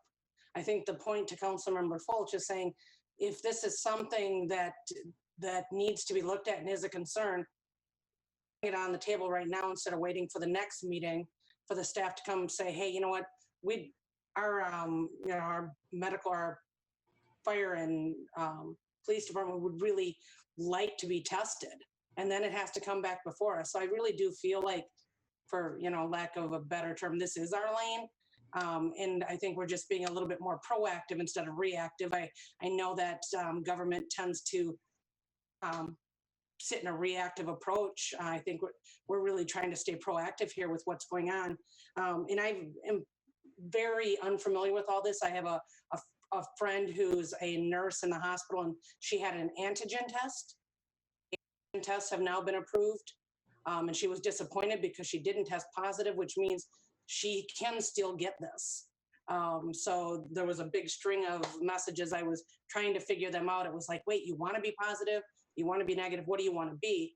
So I think that's a really good point to be able to find out, if we have people within our health, area here in our police and fire department that are already have tested, and can go on and not be of a concern. That's important. So I think this is something that it's fair for us to suggest to the staff that, yeah, if we see this coming forward, this is something that would we or would we not stand behind it? And I guess my answer is I would vote yes to something like that if it were brought before me.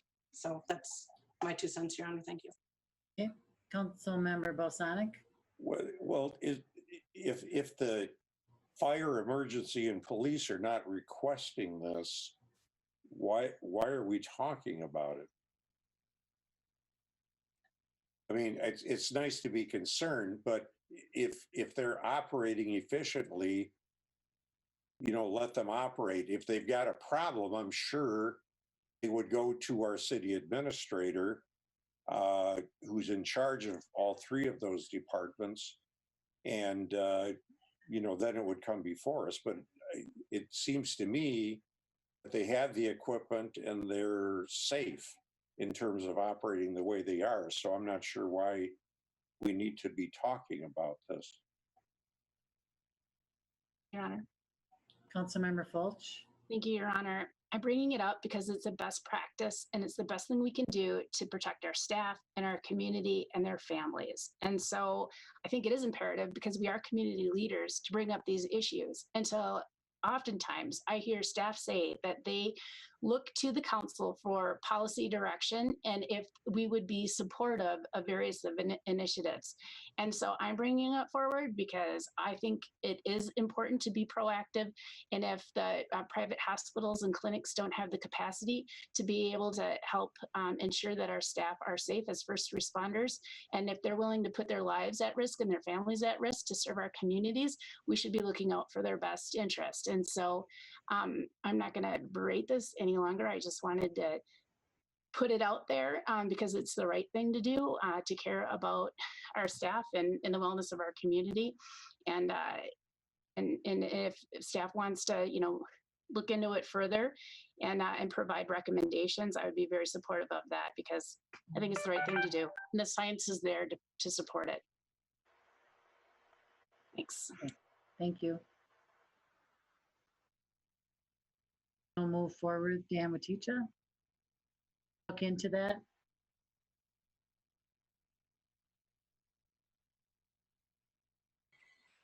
Sure. Do appreciate the concern. Regular conversations with both departments have not heard any concern with that voiced. Doesn't mean that it's not there, but have not heard that. I'll certainly talk with both chiefs in the next day or so. I do know that on a case-by-case basis, due to exposures, we have had several employees that have been able to be tested. One employee that I know was not able to be tested, again, was a matter of the circumstances. And because of those circumstances, actually was told, it gets into that, some of that contact tracing that we're getting into now. You have to self-isolate for 14 days. Testing doesn't matter. You have to stay home. So we have been able to test several individuals, but we've not, certainly not gone through and tested everybody. And the tests have come back negative too. Good. Thank you. Any other discussion? Okay, Councilmember Vaughn, Yeah, full incentives for solid waste collection. I did. Thank you. I won't take much time because I'm going to ask that this gets moved to a full council workshop to get more details because I had a lot of questions about it. Just simple as the memo is written as this is benefit to Dakota County. And it also talks about Red Wing and is Red Wing part of the metro area. These are just going down some questions that I have here. And did Dakota County approach us saying that this is what they want us to do, or did we approach them? And then it talks about some funding coming back to potentially the city. Does that go to the city, or does that go to the residents, or does it go to their waste holder? I got a lot of questions, and I'm just asking that, and I'd asked this before, I want this to go to a full council workshop before it came, and I didn't want it on a consent agenda. I want us to have a good discussion about this option before we get put it on a consent agenda and approach the county asking for fees back to the city. I just don't understand that. Okay, Councilmember Lund. Thank you, Your Honor. We can certainly talk about it as a full council if that's how you'd like to do it. This was born out of the Utilities Committee. We met at least one or two times to discuss just waste in general. You know, we've had a couple of increases with the different facilities that we're running to, and so you know, we're just trying to look forward and see how we can better address our situation, because we're kind of at the mercy of different entities right now. So it was born out of that discussion, and Dan took it and ran with it, and I think did a really good job. But we can certainly workshop on it if you want. But it's not just out of thin air, is I guess my point. There was thought, and this is months in the making at least. So Muted. Trevor, you're muted. that's You've been because muted. I end my sentences in an awkwardly abrupt way.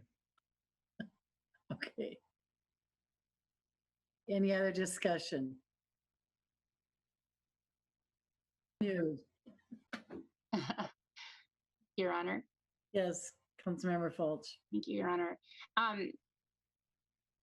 So just as Councilmember Lund had said, and so what had occurred is that we had Dan and I had a Zoom meeting with county officials, and so what we were asking for is because of our current practices, our best practices that we're using for residential garbage pickup, we are paying as a community about $40 to $50 more per ton because we're doing what's right, and we're in adherence with the county's best practices, their management plan. And so we were asking the county to help incentivize our best practices by compensating us $30 per ton.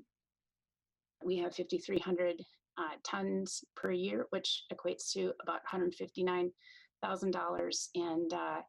And it was on the table, and it was well received, and they were going to look to the board to discuss it further, and then also with the city of Farmington, because they're in a very similar situation as the city of Hastings. And so the money would come back to the city, because that would be the easiest way to be able to administer it, and they would see it as a reimbursement to the city for those expenditures, and then we would have those funds available to use it as we see fit. So it's a good win for our city if we're able to move it forward.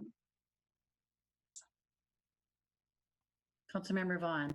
That's exactly where I want to go. I just want some clarification. I want the full council to understand this, because I remember it. Everything I read this week, we lost when we brought our waste, because we do single hauler. We brought it up to Newport. Washington County took it over. So then we had to go to the next one. The next available option, because it's required of us doing that, is the city of Red Wing. Well, the city of Red Wing got some incentives too. But what happens if city of Red Wing says we don't have any space for you there? I just want to have a bigger discussion, and I don't want us going to the county saying, this is what you should do. I think it's a good incentive. Why didn't the county come to us saying, Hastings, thanks for helping us out. How can we work together even more going forward? I just want to have a larger discussion. I don't want to go any later. I'm just asking that we move this to a full council workshop. Thank you. Okay. City Administrator Dan, you'll put that on, Oh, Your Honor, oh, sorry. this went to committee. It was taken care of. It was thought out.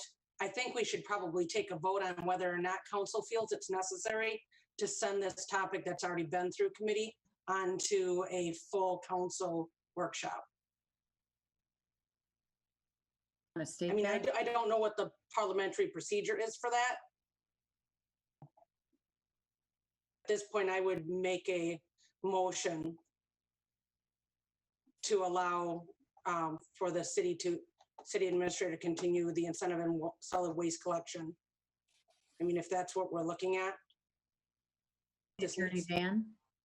Matter was on the consent agenda, is pulled off, so it's an action item before the council today. If someone wants to bring a motion in whatever form, then that should be processed in the normal manner.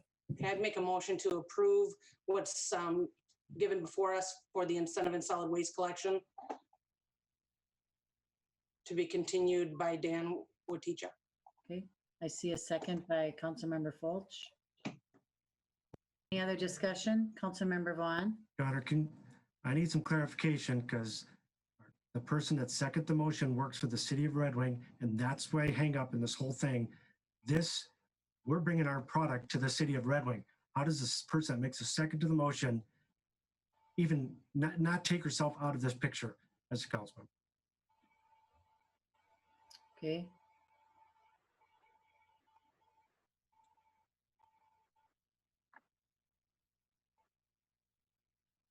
Discussion, and Dan Flegel, I think I'll need a little assistance if. Well, generally looking, I mean, the question's raised whether or not the council member has some type of conflict of interest. I'm assuming that there isn't a straight contract conflict of interest, which is what we would normally look at first, where a council member is directly involved in the contract. They're a party to the contract. I don't think we have that in this situation. Next, we would go if there's any other kind of financial incentive of that council member to be involved, or if there is just an appearance of impropriety where we would normally have a council member abstain from that action just for avoiding any appearance of impropriety. Obviously not prepared to, I don't know all of the facts about the council members' involvement with the city of Red Wing. I have some basic knowledge. Generally, we would defer to the council members themselves in that situation to declare if they consider themselves to have a conflict of interest. I do not know enough at this point to say that there is a conflict that the council member must recuse themselves. So the issue's been raised, but I don't see a conflict of interest. So I would say there is not a strict prohibition against that council member moving forward with voting on this matter. Okay. Any other discussion then, council? Motion's been on the table. Councilmember Vaughn? I would just defer to Councilmember Fulch. Could you give us a title of what position you do with the city of Red Wing?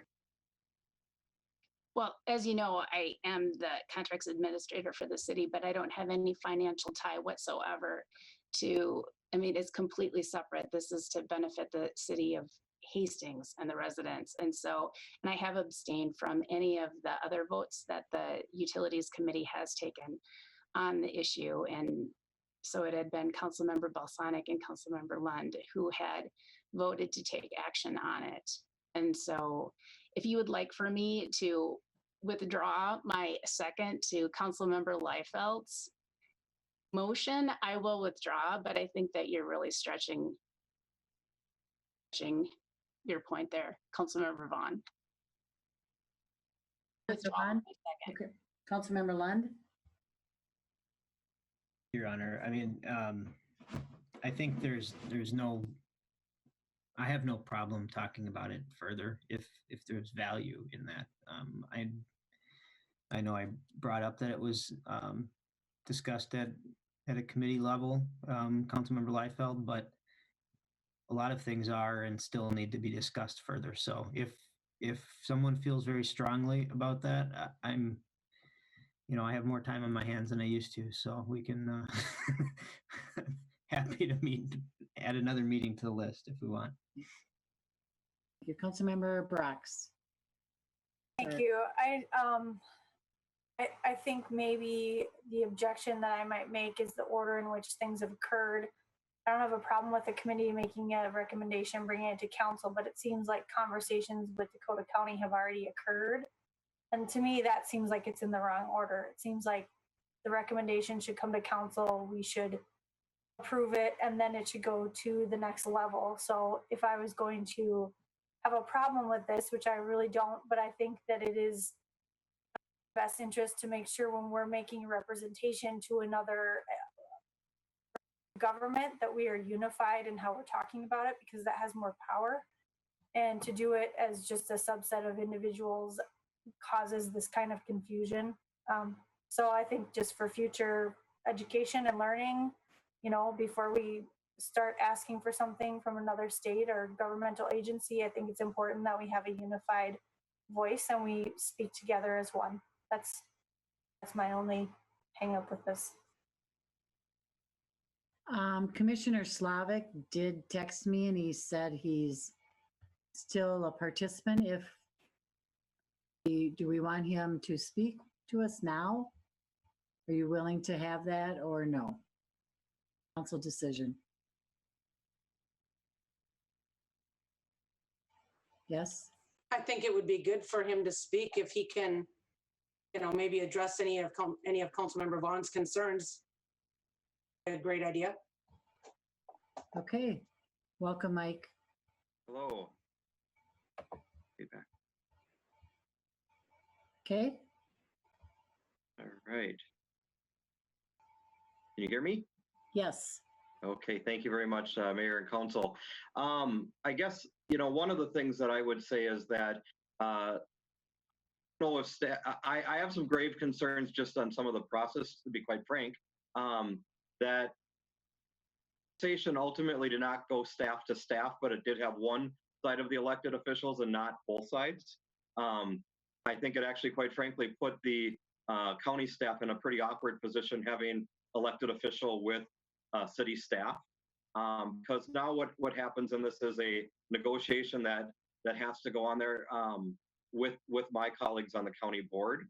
I've shared with some members in the past of some of the concerns with the proposal the city had, at the same time thinking there is maybe some opportunity for moving forward. That's kind of been in there. I think that whether you choose to do this as a full council or you choose to get a group of maybe your chair of utilities, but I think you need to have some balance on the staff and electeds to be able to figure out something. And it probably would be also appropriate to have that conversation with either staffs or staff and electeds at the Farmington level as well. I think that the approach has not been very positive, and I think it's going to be a very uphill battle with the county board on this one. Quite frankly, more than I would say it would be for the city of Farmington, because Farmington uses their property taxes to go and offset the cost of garbage, whereas the city of Hastings does a contract on that part for its best practice. So, I know what we've heard from staff has said that to give a dollar amount to the city of Hastings because they're doing a best practice, the benefit is the residents that's been able to be with this, and it's the people who are quite frankly, it's the contractor who's incurring the cost. They're the ones who've seen a $50 increase in their tipping fees with that. So I think there's certainly opportunity for conversation. I just don't know if this has been the right approach. I welcome the opportunity. I think the county board would be, as we're trying to figure out what to do that. But I think on that memo that I read, I think it's important to note that that tipping fee isn't necessarily what was entirely said it goes for. That also covers the fact that nowhere in Dakota County do we charge a solid waste fee. So that is part of that tipping fee also pays the solid waste fee. To give you perspective, Washington County collects more money in their solid waste fee than what we do in a tipping fee as a county with that. So it does cover those other environmental costs that go in there. I don't really care if you want to move forward with this. I thought the memo was fine as it is. I'm fine if you want to have a further conversation, but I do feel personally that as an elected official, I was left out of the process and kind of told that after the fact of when it was met. And I feel like both myself and staff didn't quite have the right experience as a result of it. To make that aware of it, but I think we can let that go over the bridge and move forward and get somewhere from that. So wanted to say that's why I stayed on for this long meeting, just to see what was going to happen at this part of the conversation. Commissioner. Any questions or comments for him, Council?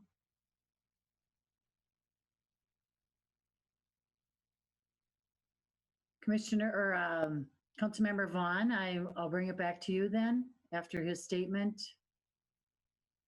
Something. I think there's a motion on the floor. Oh, you have to call for that motion. Seconded. That's correct. Yep. so I'll need a second for that motion.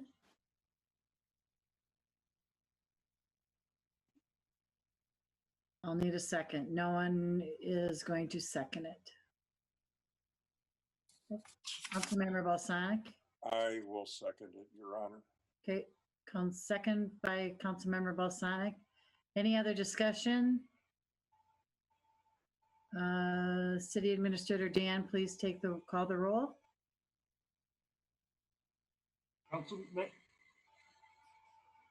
Councilmember Vaughn, No. Councilmember Fulch, Abstaining.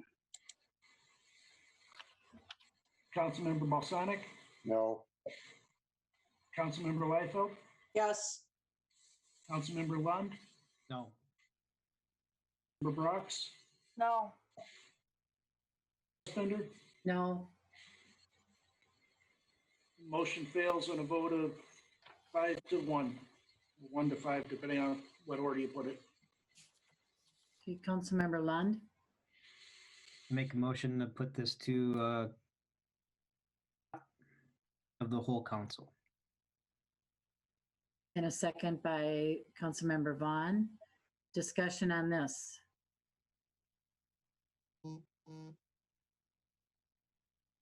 City Administrator Waticha, please call the roll.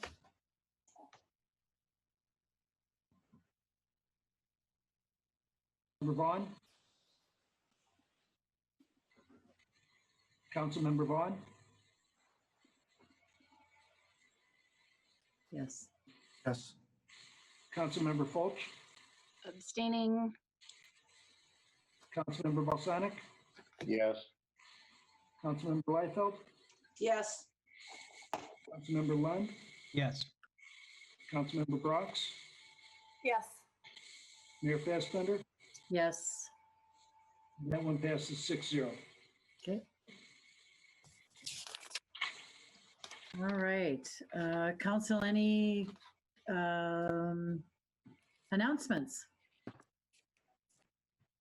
Okay, I have a few. Our traditional Hastings Memorial Day events sponsored by the VFW and American Legion have been canceled this year due to the COVID pandemic. However, flags will still be placed in our local cemeteries and at Roadside Park in honor of our fallen veterans. Additionally, Lyle Russell VFW Post 1210's Rifle Squad will fire in honor of this significant day at 11 a.m. on Monday, May 25th, in the parking lot outside the Post 1210 at 275 West 33rd Street, next to the Karate Studio in the Crossroads Shopping Center. City offices will be closed Monday, May 25th in observance of Memorial Day. I'd like to recognize and thank our employees in several city departments. Last week, May 10th through the 6th was Police Week. May 17th through the 23rd is both EMS Week and Public Works Week. May is Building Safety Month. Employees provide some of our essential services and help ensure the safety of our community. Under the current pandemic, they adapted and changed operations to make sure we continue to provide optimal service. Thank you to all those departments. Coming up are Tuesday, May 19th. Preservation Commission, 7 p.m. Tuesday, May 26th. Commission, 7 p.m. June 1st, City Council, 7 p.m. Council, I would accept a motion to adjourn. Councilmember Your Honor. Sonic. One quick announcement. I'll be attending the Dakota Communications Center 911. Serve on the board of directors. That's on Thursday, the 21st at 8 a.m. We'll make a motion to adjourn. Okay. And Councilmember Brock, second. All those in favor? Aye. Dan, you want to call the roll? I guess everybody's unanimous, Dan. But if you want to call the roll, go ahead. Roll call, Vaughn. Oh, Aye. Councilmember Vaughn, Councilmember Fulch, Aye. Councilmember Balsonic, Aye. Councilmember Liefeld, aye. Councilmember Lund, Aye. Councilmember Brox, Aye. Mayor Fassbender, Yes, unanimous. Thank you. thank you.